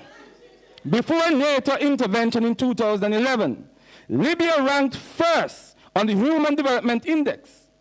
After intervention, state institutions collapsed. Militias replaced governance. The UN support missions in Libya The UN support mission in Libya reports ongoing conflict more than a decade later. The Small Arms Survey documented weapons proliferation destabilizing Mali, Niger, and Chad. Removing the leader did not remove instability. It fractured the state. Now let us bring things home. Talk about Venezuela. January 2026, how can we forget? Post-intervention, the IMF reports continued economic fragility. Not accepted at this time. UN Office for Caribbean for Coordination of Humanitarian Affairs document displacement and service disruption.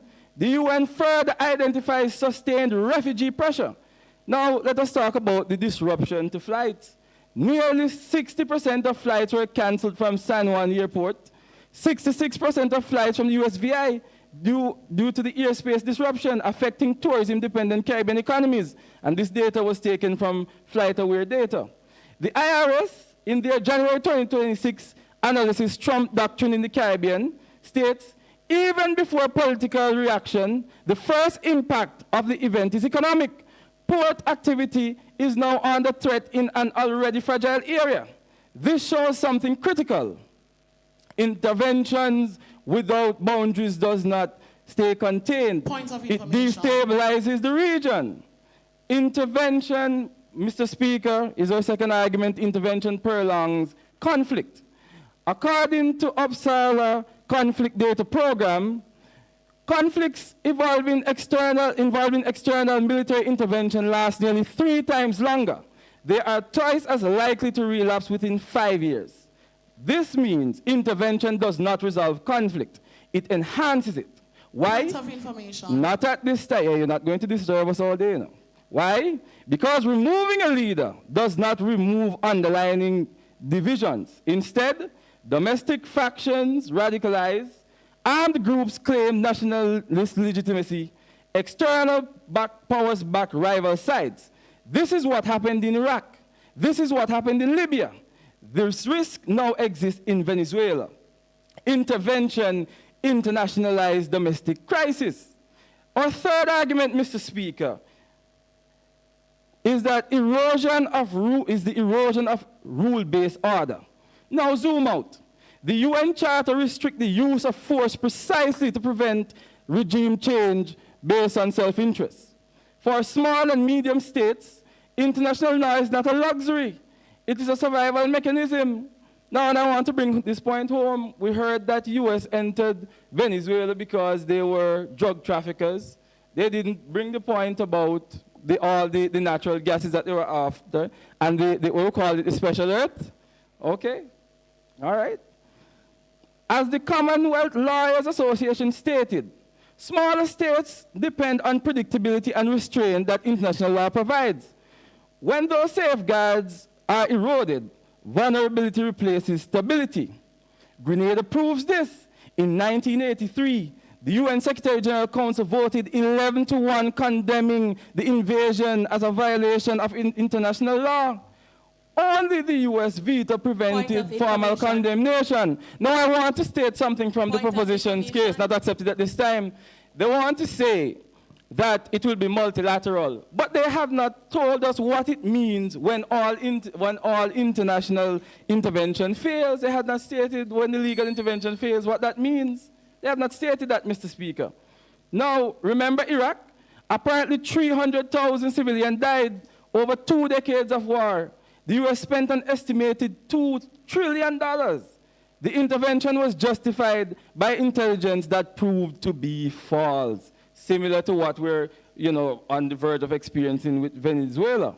Judges, compare the worlds. In the proposition world, the legal threshold for force weakens. Regime change becomes normalized.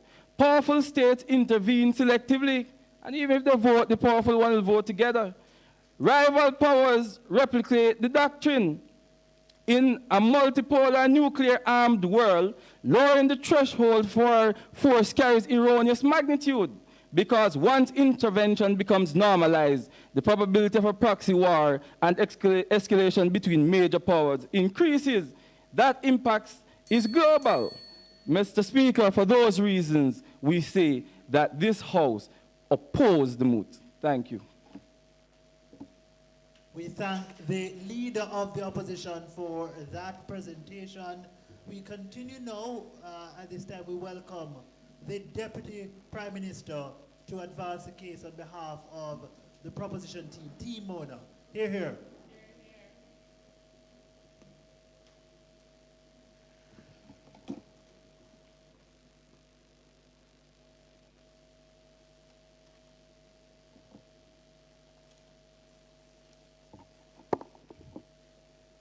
Mr. Speaker, distinguished adjudicators, good morning.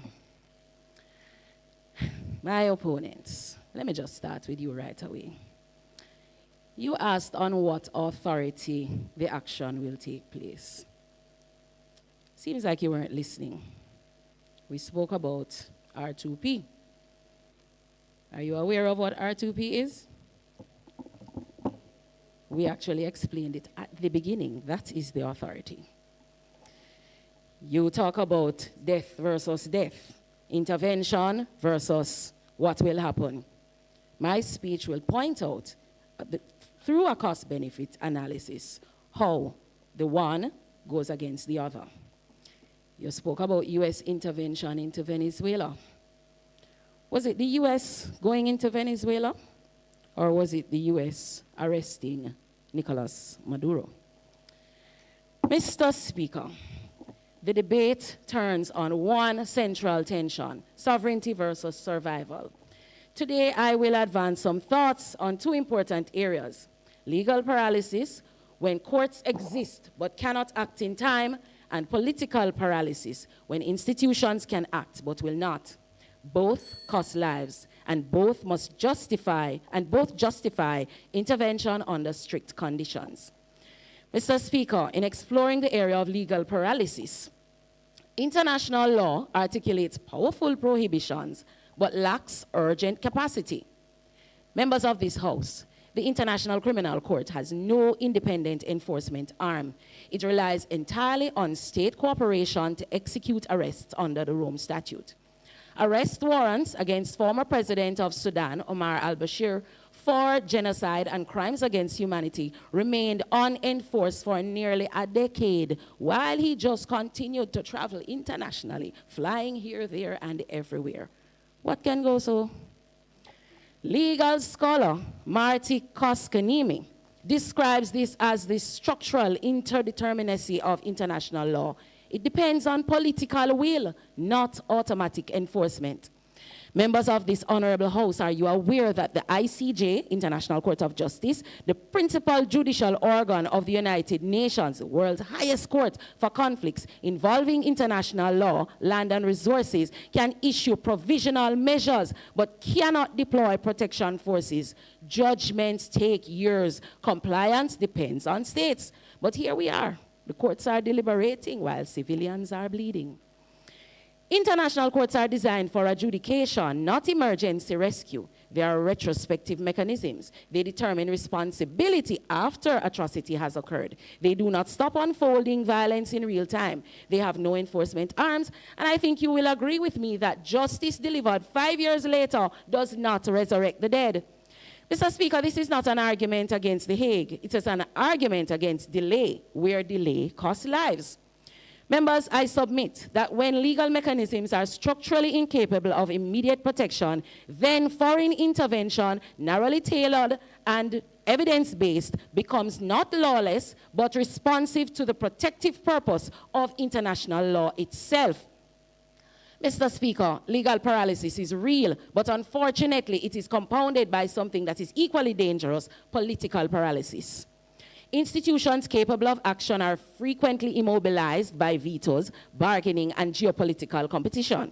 Within the UN Security Council, permanent members can block collective action. Where has this been seen, you may ask? Let's talk about Syria.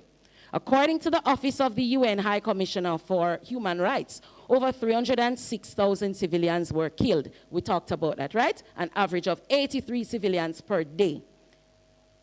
Meanwhile, repeated vetoes in the Security Council prevented decisive collective enforcement action. Let's do a quick cost-benefit analysis of political paralysis compared to decisive intervention. The cost of paralysis includes ongoing civilian deaths, large-scale displacement, economic collapse, and long-term regional instability. These costs increase over time as prolonged conflict destroys infrastructure, weakens institutions, and deepens social divisions. In contrast, the primary costs associated with intervention include immediate military risk, potential civilian casualties during operations, and the challenge of post-conflict reconstruction. However, the critical distinction lies in the trajectory of harm. Under paralysis, harm continues to accumulate indefinitely. Under decisive intervention, harm may be halted or reduced at an earlier stage. Therefore, the relevant comparison is not between intervention and ideal peace, but between intervention and continued mass harm. Opponents of intervention argue that military action risks destabilizing states, undermining sovereignty, and enabling powerful countries to pursue strategic interests under the guise of humanitarianism. These concerns are valid and must be taken seriously. However, this argument assumes that non-intervention preserves stability and sovereignty. Just a reminder, sovereignty under R2P is not absolute sovereignty. The empirical evidence suggests otherwise. In cases such as Syria, non-intervention did not preserve stability. It permitted the continuation of violence, displacement, and societal collapse. Don't even bother touch it. In this sense, political paralysis, but not accepted at this time, does not protect sovereignty in its meaningful sense. Instead, it allows the erosion of what may be described as popular sovereignty and security and well-being of the population itself. Point of information. The cost of political paralysis is measurable. No, sir, not at all. It is counted in bodies. In Bosnia and Herzegovina, over 8,000 men and boys were massacred at Srebrenica under UN protection. Legal frameworks existed. Political will did not. Political paralysis produces decision fatigue. States are negotiating while atrocities are escalating. Resolutions are diluted. Action is postponed. Meanwhile, violence compounds economically, socially, and demographically. In case you missed it, members, when both law and politics stall, insisting on procedural purity becomes complicity in delay. R2P affirms that sovereignty entails responsibility. It's not a license, it's a duty. When a head of state becomes the architect of mass atrocity, sovereignty has already collapsed in substance, even if it remains intact in form. Sovereignty protects populations, it does not protect perpetrators. Mr. Speaker, distinguished adjudicators, The Hague represents humanity's highest legal aspiration, but it lacks the speed, judgment, and enforcement that can give way to unadulterated assaults on innocent lives with bullets or bombs. Legal paralysis delays justice. Political paralysis prevents action. Both cost lives. When a head of state orchestrates mass atrocity and when courts are slow and councils are vetoed, foreign military intervention may be not only permissible, but morally imperative. To defend sovereignty at the cost of human life is to misunderstand sovereignty itself. For the protection of humanity above procedural paralysis, this House should support the motion. And with that, Mr. Speaker, I rest. Thank you.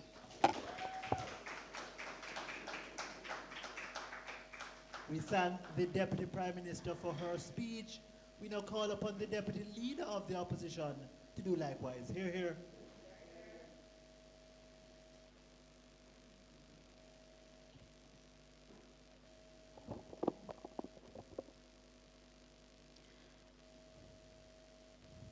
Mr. Speaker, honorable judges, members of the House, the leader of our opposition showed you the evidence, the civilian deaths, the prolonged conflicts, the erosion of international law. And I rise to take this further because this debate is not abstract, it's not theoretical. It's about what happens when we normalize the use of foreign military force to remove a sitting head of state, even when the international legal systems have not failed. Let's be very clear, sovereignty is not a favor you lose when you behave badly. It is the foundation of every international system. Article 2.4 of the United States Charter prohibits the use of force against another state. If we allow countries to decide on their own when leaders have failed enough, we are not strengthening justice. We're replacing law and we're replacing rules with power. The small states like ours do not, no thank you, survive in a world governed by power alone. Today is human rights. Tomorrow is legal instability. Next week is economic mismanagement. Who decides the threshold? Because I promise you it will not be Antigua, it will not be Jamaica, and it will not be Barbados. They bring up Rwanda. Their strongest case is our clearest answer. Yes, there were about 800,000 killed in 100 days. The opposition is not disputing a single one of those deaths. We named them, and we honor that that was a failure completely. Let's not weaponize Rwanda emotionally without understanding it historically. The world failed Rwanda because the Security Council lacked political will to enforce an existing UN mission. It was not because there were not it's not because there was no doctrine for unilateral regime change. But Mr. Speaker, Rwanda was not a failure because of military capability. It was a failure of political will.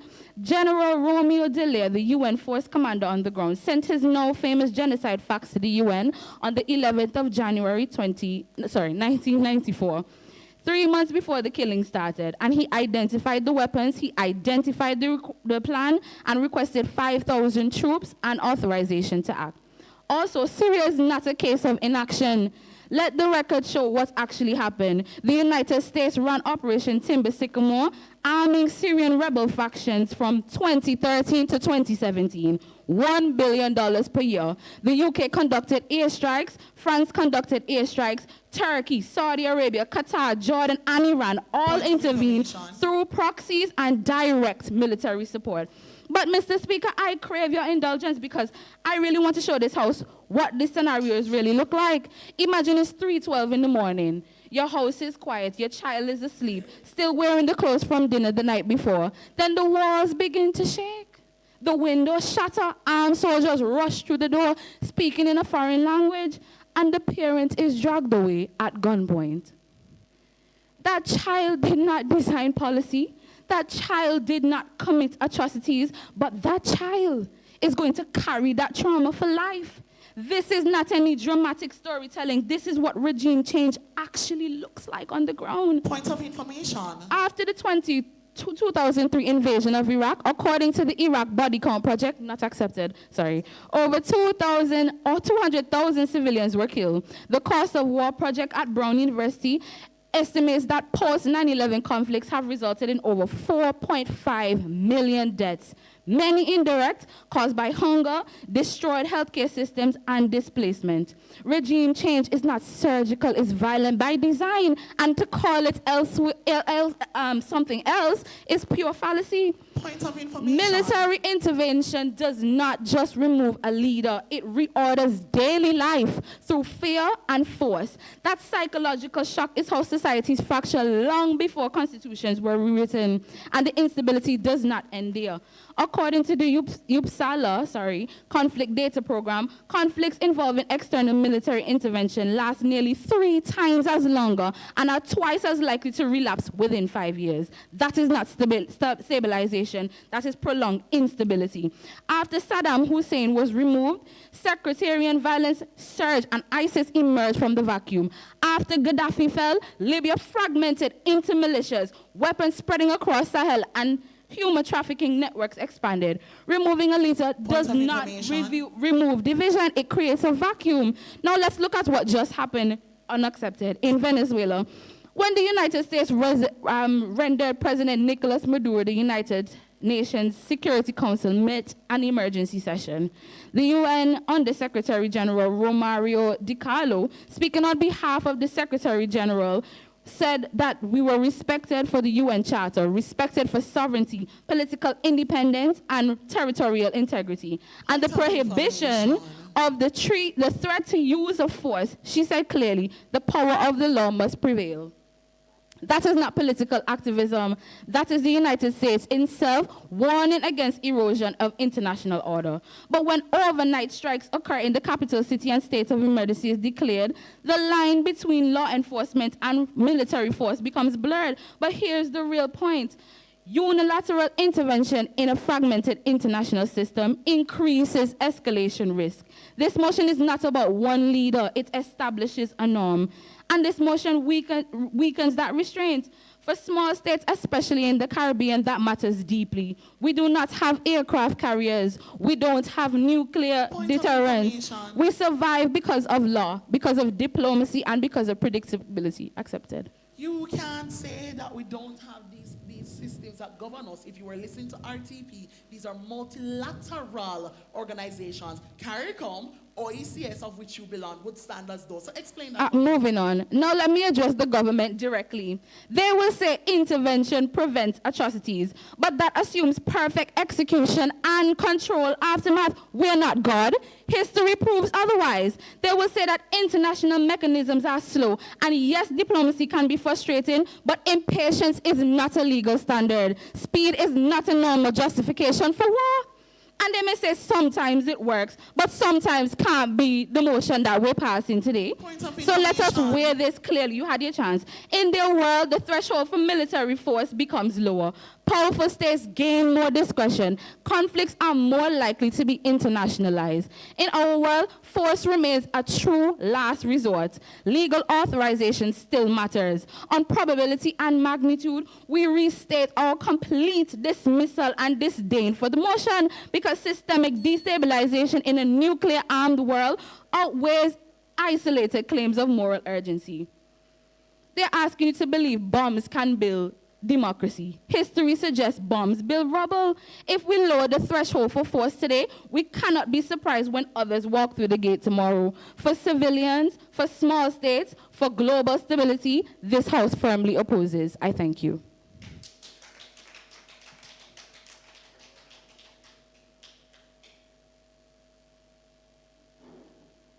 We thank the Deputy Leader of the Opposition for advancing the opposition's case.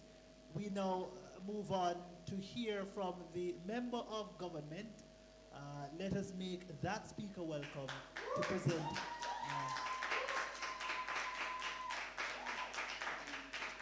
Yes.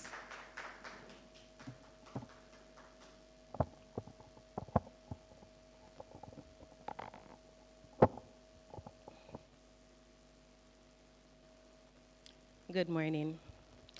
Mr. Speaker, you can't treat with the half that says, if the mechanism don't fail, without treating with the other half that says, it applies in a scenario where the mechanism do in fact fail.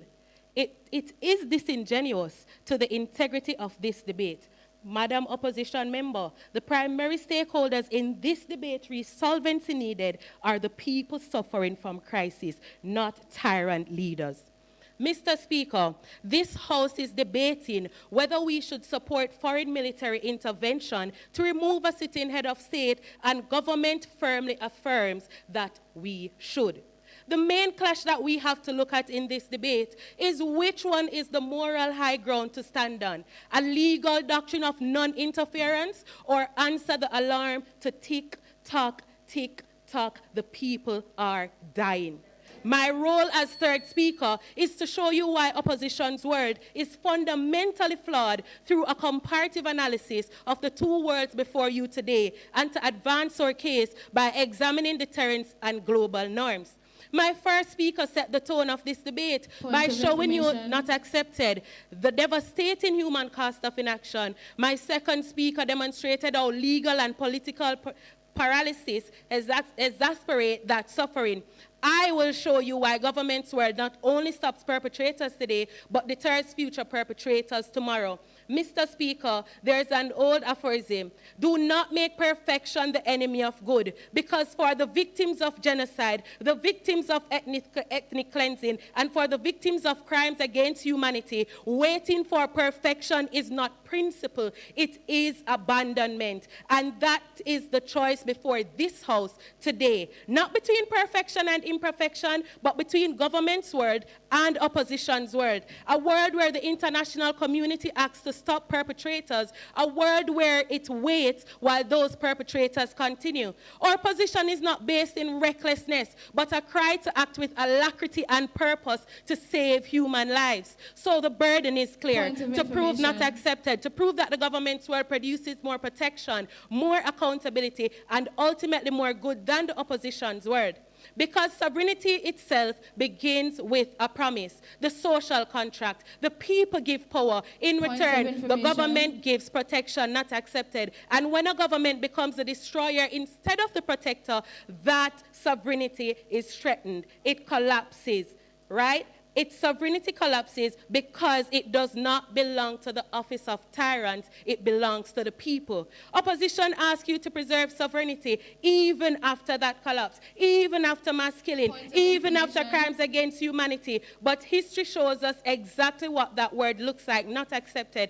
It looks like Rwanda, as mentioned by my Prime Minister, but also countered by the opposition. What they did not tell you is that in this case, genocide perpetuated because of lack of inaction. Let me paint that picture of the 800,000 people that were killed in 100 days.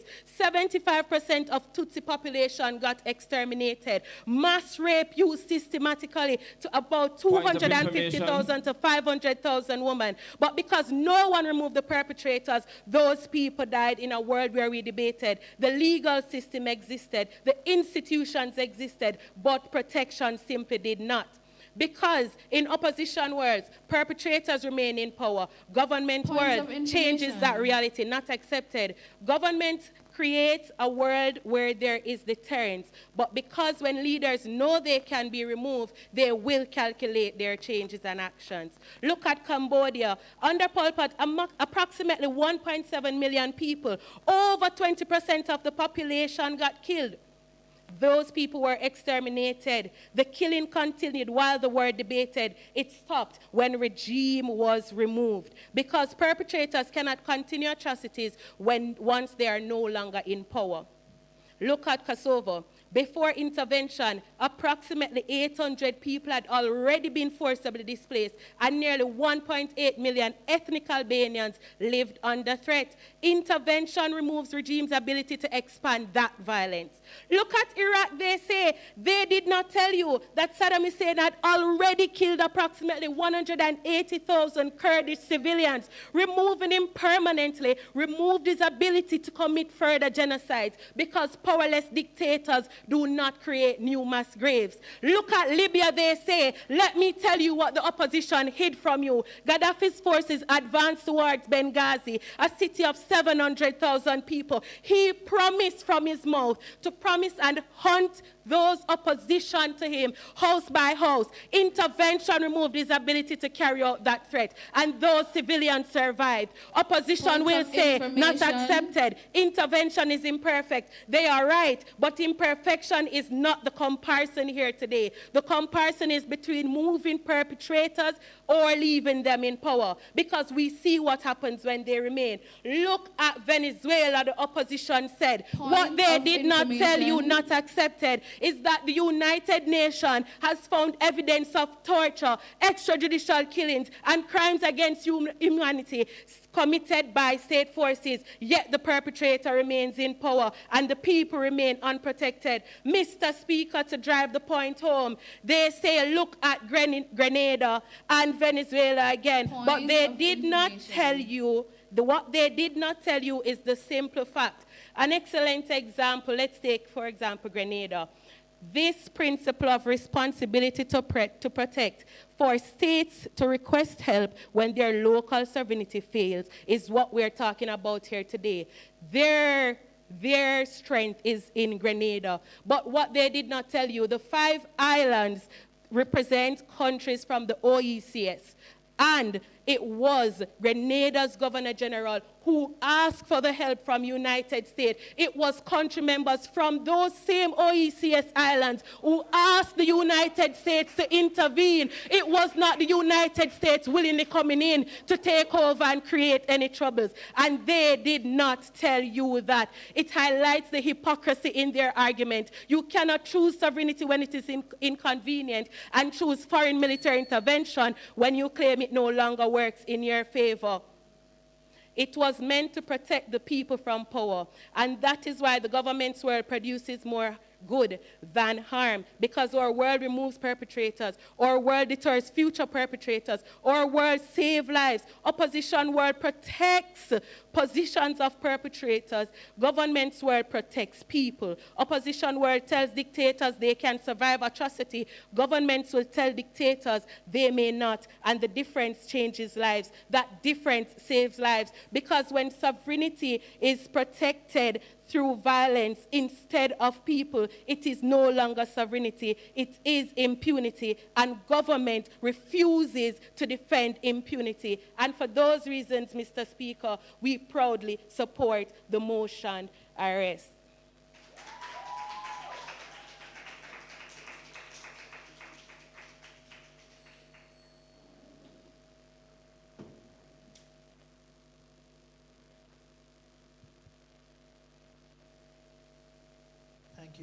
Thank you, Madam Member of the Government, for that speech.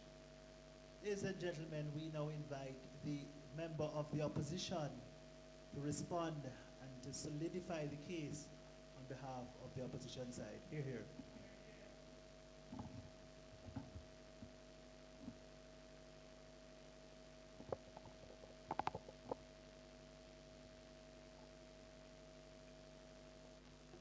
Mr. Speaker, honorable judges, members of this honorable House, at this point in the debate, the flag has cleared.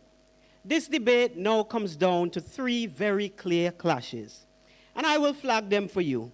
First, whether this debate is about genocide or about the global rule governing force. Second, whether responsibility to protect supports government's model. Third, whether the greater danger is inaction or normalizing unilateral regime change in a multipolar nuclear world. Let me take them one by one. This is not a Rwanda debate. It is a rule debate. Government has repeatedly invoked Rwanda, Sudan, Syria. They have said graves, graves, graves. They cited 83 civilians killed per day in Syria.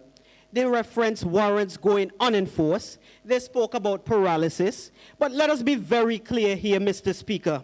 If this motion said this House supports UN-authorized collective intervention to stop active genocide, that would be a different debate, Mr. Speaker. But it does not. This motion says we support foreign military intervention to remove a sitting head of state, whether or not international legal mechanisms have failed. That is radically broader, Mr. Speaker. It is not limited to genocide. It is not limited to last resort. It is not limited to multilateral action. It removes the requirement of legal exhaustion. Government is asking you Point to of judge the information. rule based on the most emotionally extreme case. Let me finish up. But you must judge the rule on how it will operate generally. Because once you lower the threshold for regime change, it will not only be used in Rwanda-level atrocities, it will be used in politically ambiguous, contested, strategically convenient situations. And that is where the danger lies, Mr. Speaker. This debate is not about systemic risk, not isolated moral outrage. R2P does not support their model, Mr. Speaker. Government relies heavily on responsibility to protect. Let us examine the R2P properly. The 2005 World Summit Outcome Document established 3 pillars. Every state has the responsibility to protect its population. The international community should assist states, and collective action may be taken through the United Nations if peaceful means fail. Notice what is required here. Collective action through the United Nations with institutional safeguards. R2P was designed specifically to prevent unilateral abuse. Government's model here says, even if legal mechanisms have not failed, we intervene anyway. That contradicts R2P structure. R2P is not a blank check. It is a tightly constrained doctrine. It requires multilateral legitimacy, last resort, proportionality, likelihood of success. Government removes those safeguards, Mr. Speaker. They cannot claim R2P and bypass the institutions R2P depend on. On their strongest legal justification, they collapse, Mr. Speaker. Law is imperfect, but unilateral force is worse. Deputy government argued, Mr. Speaker, international law lacks enforcement and warrants go unenforced. Courts act after atrocities and political paralysis costs lives. We agree international law is imperfect, but here is the question they never answered, Mr. Speaker.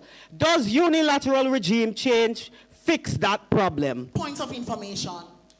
We have at no point stated that we are a unilateral regime. It was always multilateral correlation of countries working together. If you're going to interject and say something like that, make sure you're listening clearly.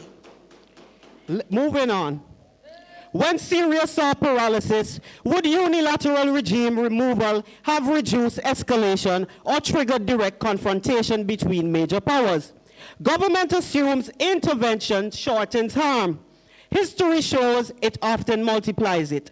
According to Uppsala Conflict Data Program, conflicts involving external military intervention last nearly 3 times longer and relapse more often. Intervention does not simply stop violence, it reshapes it. It often prolongs it. Government counts bodies on the inaction. We count bodies on the intervention. And history shows intervention frequently increases total harm.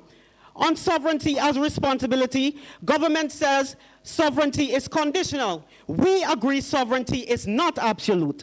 But conditional sovereignty does not equal discretionary war. There must be institutional checks, Mr. Speaker. Without checks, powerful states become judges on their own cost. And when states judge their own cause, geopolitical interest inevitably enters, Mr. Speaker.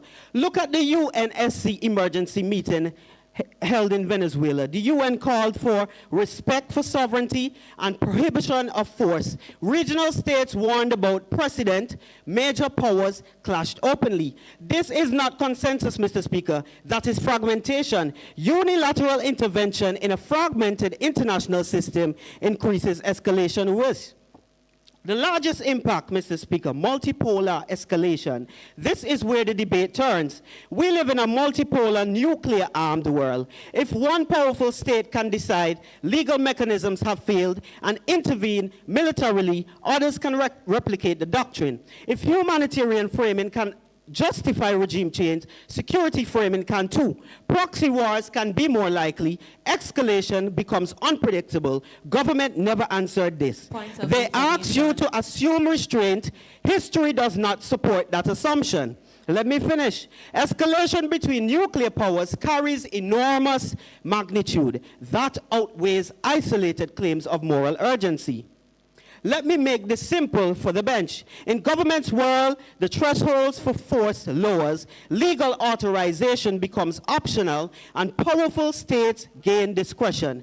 Proxy wars become more likely, and escalation risk rises. In our world, force remains a last resort, legal authorization matters, R2P safeguards remain intact, and escalation risk remains constrained. Even if government wins that, in some extreme cases, intervention may save lives. If we win, that their rule increases systemic instability and escalation probability. On magnitude and probability, opposition wins. Because systemic destabilization in a nuclear, multipolar world outweighs isolated emergency cases.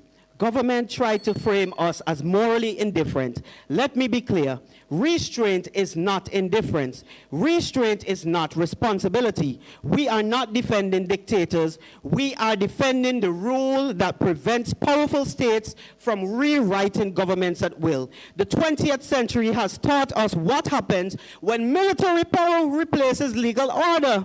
This motion weakens that order. And weakening global restraint in a nuclear-armed world is reckless, Mr. Speaker.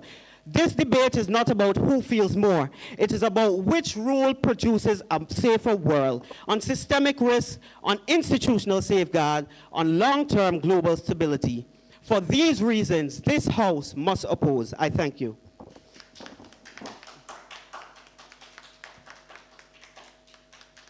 We thank the member of the opposition for his speech.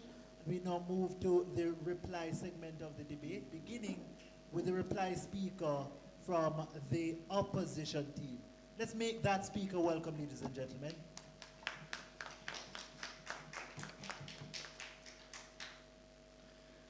Mr. Speaker, the Honorable House, this debate is not about whether leaders are brutal. Everyone agrees atrocities are wrong. The question before you is narrow and more dangerous. Should foreign military force be normalized to remove sitting heads of government or intervene, even when the international legal mechanism have not authorized it? I am going to tackle a point directly on the R2P and the legality. The government leans heavily on the responsibility to protect, but the R2P is not a freestanding moral license. It is constraint doctrine endorses at the United Nations World Summit that requires three things: legality, last resort, and reasonable prospects for success. The moment the government says that intervention can occur, even without legal authorization, they're stepping outside of the R2P. That is not protection. That is regime change justified by moral language. Opposition showed that when intervention increases, civilians dies. Collapse of institutions, it violates the very purpose of the R2P. If civilians are worse after the intervention, the doctrine fails on its own terms. They rely heavily on Syria. The government says Syria proves intervention was necessary, but Syria does not show that intervention works. It shows what happened when forces replaced consensus. Syria became a proxy war because multiple external actors intervened without unified legal authority or shared objectives. According to the United Nations and the Observer Conflict Data Program, foreign involvement escalated violence, prolonged the war, and produced mass displacement. Over 13 million people were displaced, according to the UN High Commissioner for Refugees. Syria is not evidence that regime change would have saved lives. It is evidence that fragmented intervention multiplies harm. My third argument, they say it's multilateralism, and so they challenge my member on his argument about unilateral. The government say the intervention is multilateral, but multilateral does not mean legitimate either. Restrained or effective. Iraq was multilateral. Libya was multilateral. Multiple flags on tanks did not prevent civilian deaths. States collapse, regional spillovers. What restraint powers is not how many states agree. It is whether international law authorizes force and binds its aftermath. Without that, multilateralism is just collective discretion, and small states and more weaker states, rather, will pay the price. Judges, we're the worlds. In the government's world, the threshold for force is lower. Powerful states decide when law has failed. Intervention becomes normal policy tool. Proxy war and escalation becomes more likely in a nuclear multipolar world. In our world, the opposition world, forces remain exceptional. Legal authorization matters. Restraint remains norm. Small and medium states remain protected under law. On probability and magnitude, systemic instability outweighs isolated moral claims. Mr. Speaker, frustration with international institutions is undeniable, but abandoning the legal constraints of military force does not save lives. It multiplies violence, it weakens trust, and endangers everyone. Removing a leader, taking over a state, rebuilding a society is not rebuilding a society. For civilians, for small states, for global stability, this House must oppose. And this is why we have to oppose, Mr. Speaker. I rest my case.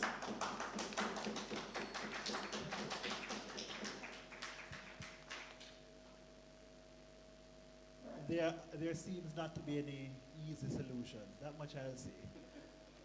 At this time, we call upon the reply speaker from the proposition team to step forward and to conclude this debate. Ladies and gentlemen, let's make that debate a welcome.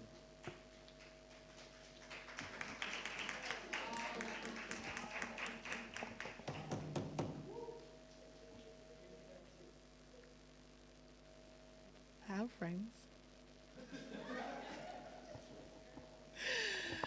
Mr. Speaker, let us restore intellectual honesty to this debate. The motion does not say when legal mechanisms have failed. It says whether or not international legal mechanisms have failed. And that clause means that clause matters because it means that this House must justify intervention in two scenarios: when systems collapse and when systems exist but are insufficient to prevent imminent atrocity. Opposition has chosen to defend only the first. They have avoided completely the second matter. And this is not engagement with the motion, this is selective interpretation. We would have gone to let you know where exactly we're looking at the motion and we're talking about human rights, universal rights across the world. You want to tell me, let human rights go. Sovereignty holds it. Sovereignty over souls. Under United Nations doctrine, responsibility to protect operates across three pillars. You're failing to acknowledge what the three pillars saying. In fact, what you're doing is trying to lean the mood to your side and say what we're not saying, but it's all right. I'll clear it for you. One, it's a state's responsibility to protect its people. You forgot that. Two, the international community's duty is there to assist the state in protecting their people. And what you tend to leave out is when the state is manifestly failing, not about legal matters per se and taking the roots, but when the state is manifestly failing, collective action is required. Notice something critical. R2P is not triggered only after legal mechanisms collapse. It's triggered when a state is manifestly failing to protect its population. Prevention is built into this doctrine. It's lodged into this doctrine. In fact, the very doctrine was created so we don't have people dying at the hands of oppressors anymore. You hold those who in leadership accountable, and that is what R2P does. And if genocide is imminent, do we wait for procedural confirmation? Tell me something.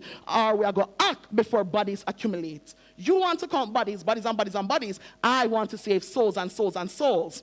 Now, opposition will assume that international systems are perfect and always responsive. In what world, the one where we living in, are all systems perfect and always responsive? That's not the case because history proves otherwise. Now they want to say that this has become a slippery slope. But slippery slope require inevitability. Where is there proof that multilateral humanitarian intervention automatically leads to global chaos? Because for me, Grenada was multilateral, was it not? I'm just trying to check out Cambodia was multilateral too. But of course, you're going to lean it in your direction and I allow you to do that. But members of the House, International law already contains guardrails, collective authorization, diplomatic backlash, economic sanctions. There are political, there are economical, there are reputational consequences for abuse. Power is not unchecked here. And most importantly, rival powers already intervene today through proxies. Our model is regulating intervention. It's not trying to invent it. Now, this is what we want to know. Which world produces more debts? Seeing that we want to ask the blatant question. Opposition wants to focus on instability, debt, and regime change. Let's compare the worlds then.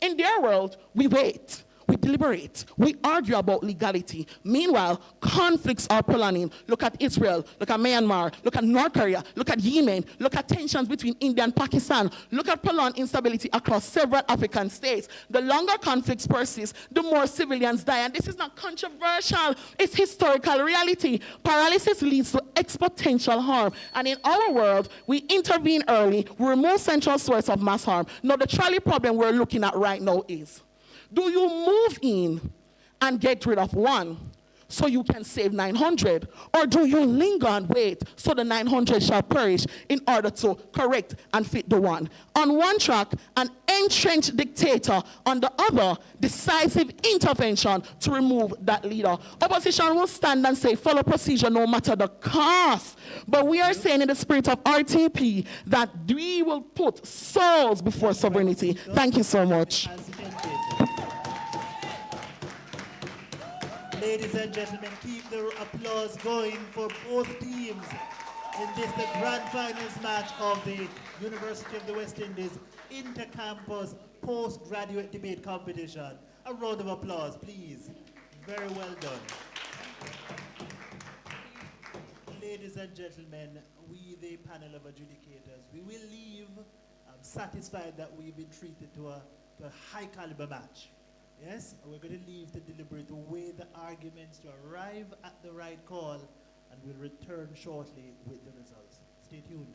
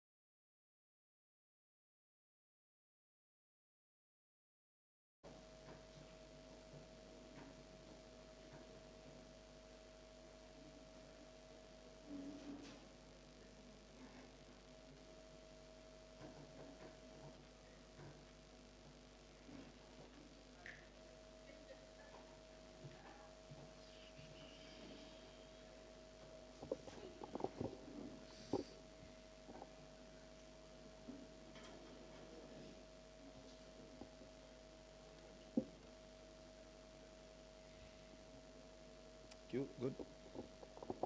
Okay, and welcome back to the UE Postgraduate Intercampus Debate Competition. We just would have had the deliberation after an engaging debate between the proposition, the Mona Academy for Postgraduate Students, and the opposition, the Five Island Campus Association of Postgraduate Students. Once again, I just want you to make them feel good for participating.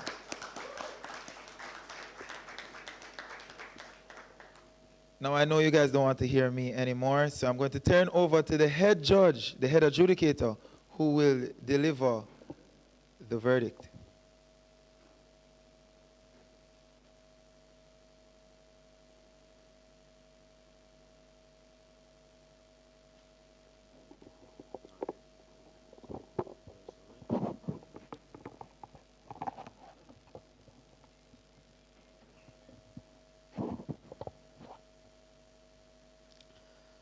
Ladies and gentlemen, there are some motions, some debates that after 15 years of adjudicating debates, it gets under my skin. Just the reflection of the atrocities and the inhumanity that we as human beings mete out on ourselves, on our fellow man. It is gut-wrenching. And so this debate had that particular kind of impact on me. And it's something that we as peoples of the world, peoples of the Caribbean, must be seized of and see ourselves as having a role to play in making this world better. We might not be able to achieve perfection, but we must strive always to achieve better outcomes. There were points in the debate where it felt as though there are no quick fixes, no easy solutions. And that is the truth. When you talk about matters relating to wars and genocide and the untold numbers of human bodies that are wasted, and how do we intervene, and interventions itself having severe negative consequences on people's lives. These are hard questions, tough issues. And this is, in fact, an issue befitting the grand finals of this competition. We'd have witnessed a debate between Mona and Five Islands, questioning whether or not it is appropriate for the international community to intervene militarily in circumstances where, in the world of side proposition, there is untold atrocities, genocide. We hear about Rwanda, 800,000 persons being killed in a month, in 100 days rather, and just so many other examples. What do we do as an international community? Side Mona tells us that what we should do is to operate as groupings of countries concerned and resourced and committed to solve these issues. I think they mentioned something that P2P, is it? R2P mechanism in the United Nations, where, it gives legitimacy to such actions.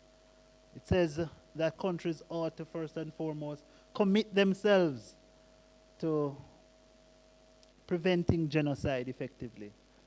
The international community has an obligation to provide capacity and resources to ensure that that is the case. And where there is failure on both those two fronts, the international community is morally obligated to intervene, potentially militarily. They say to us that the intervention is a last resort. It's in circumstances where every indications are that the bloodshed, the death, the carnage, the destruction of lives will persist for some time to come. And they say, because we have the capacity, because we are part of a global community, we can't stand by and allow these atrocities to continue. Opposition, though, tells us that if we intervene, we must be mindful of the outcomes of our interventions. They say to us that we are effectively immoral and corrupt, evil even, when our intervention leads to great atrocities and destabilization of countries. And we hear about Iraq and a number of other examples where that has been the case. It's a way ought to be concerned. It's one thing for you to stand on the sidelines and do nothing. It's another thing for you to do something and cause greater pain, greater hurt, greater suffering. It's on that contention that this debate really rests for us as a panel. We hear the response from side proposition telling us that not to act is going to lead to continued destruction and death. And yes, people will die because of the intervention. People will die because of the military actions on the part of the international community to depose the leadership of the regime, the offending regime. People will die. It's not a perfect option. But what they say happens in the long run. There's a greater likelihood of stability returning.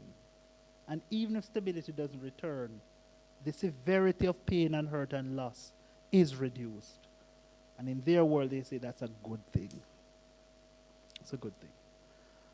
Ladies and gentlemen, I didn't get the scores from my judges, so I'm going to ask one of them to come up here and whisper to me. Oh, yes, I did get the scores, actually. Sorry. Yes. 280 points. That's a score that has been secured by the winning team. And that compares to 267 points, the score for the losing team, the second place team. The second place team, yes. Ladies and gentlemen, in this debate, a debate that really moved us emotionally, intellectually, and otherwise, we contend that the winners of this competition,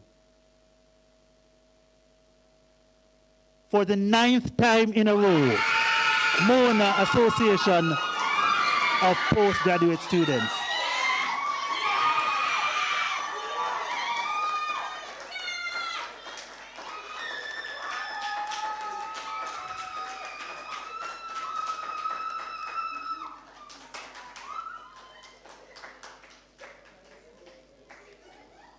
Congratulations to Mona Association of Postgraduate Students on winning this year's competition. Yes, they fought hard, they battled hard, but not to be outdone, and certainly deserving of highest commendations. First time, the debutants, ladies and gentlemen, our second place team, Five Islands Campus.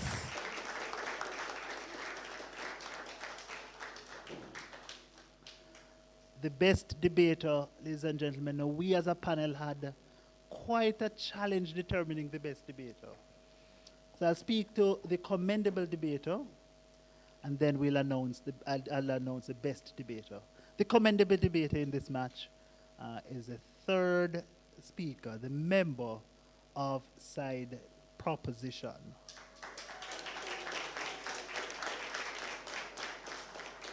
We think she does a remarkable job at taking the various examples that are being trumpeted by the opposition and point to very horrible things that are happening in these spaces and states and say those are the justifications for interventions. And so, for example, in Venezuela, we hear about political sort of oppression and so forth that's happening there that really justifies military intervention. You didn't get the best debate. Oh, and by the way, secondly as well, importantly, your spirit and your energy. We felt like you were so convinced and convicted. I got goosebumps. I really did. I really did. Yes, yes, you were persuasive. You were persuasive. But the best debater in this match, by 1 point above the commendable debater, is the Prime Minister.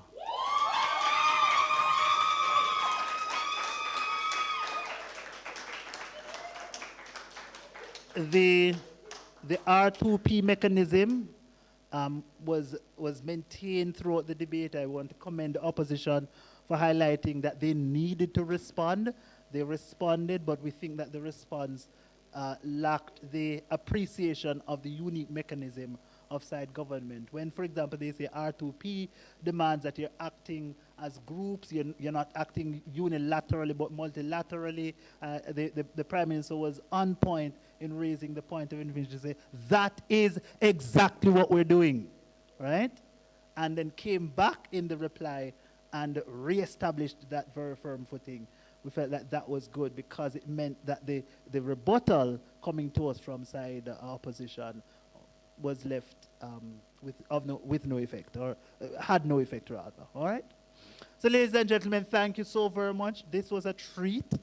It was certainly a good contest, and I'm tremendously proud of all the 4 teams who competed in this year's competition.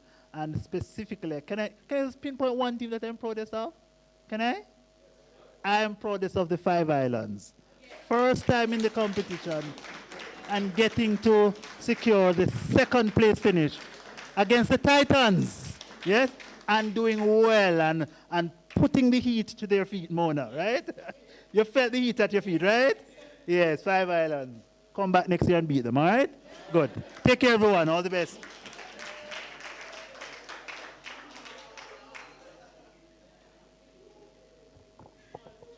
Well, thank you so much, everyone. And as we close the intercampus, guys, want to keep it down. As we close the intercampus postgraduate debates, we'd like to just thank all teams for participating, but we must go and we must clear the room. So the final thing I'll ask is that the captains just greet each other in the spirit of the intercampus debates and all levels of camaraderie. Thank you so much, ladies and gentlemen. This has been the 2026 edition of the postgraduate debates. So we'll now have bear in mind the award ceremony will be at 3 to 4 p.m. down by the US Students Union. Thank you so much to the library for allowing us to use this beautiful room. It has been a spectacular 2 days of competition. Thank you to teammates for their coverage. And of course, it's been me, Shaquille Benty.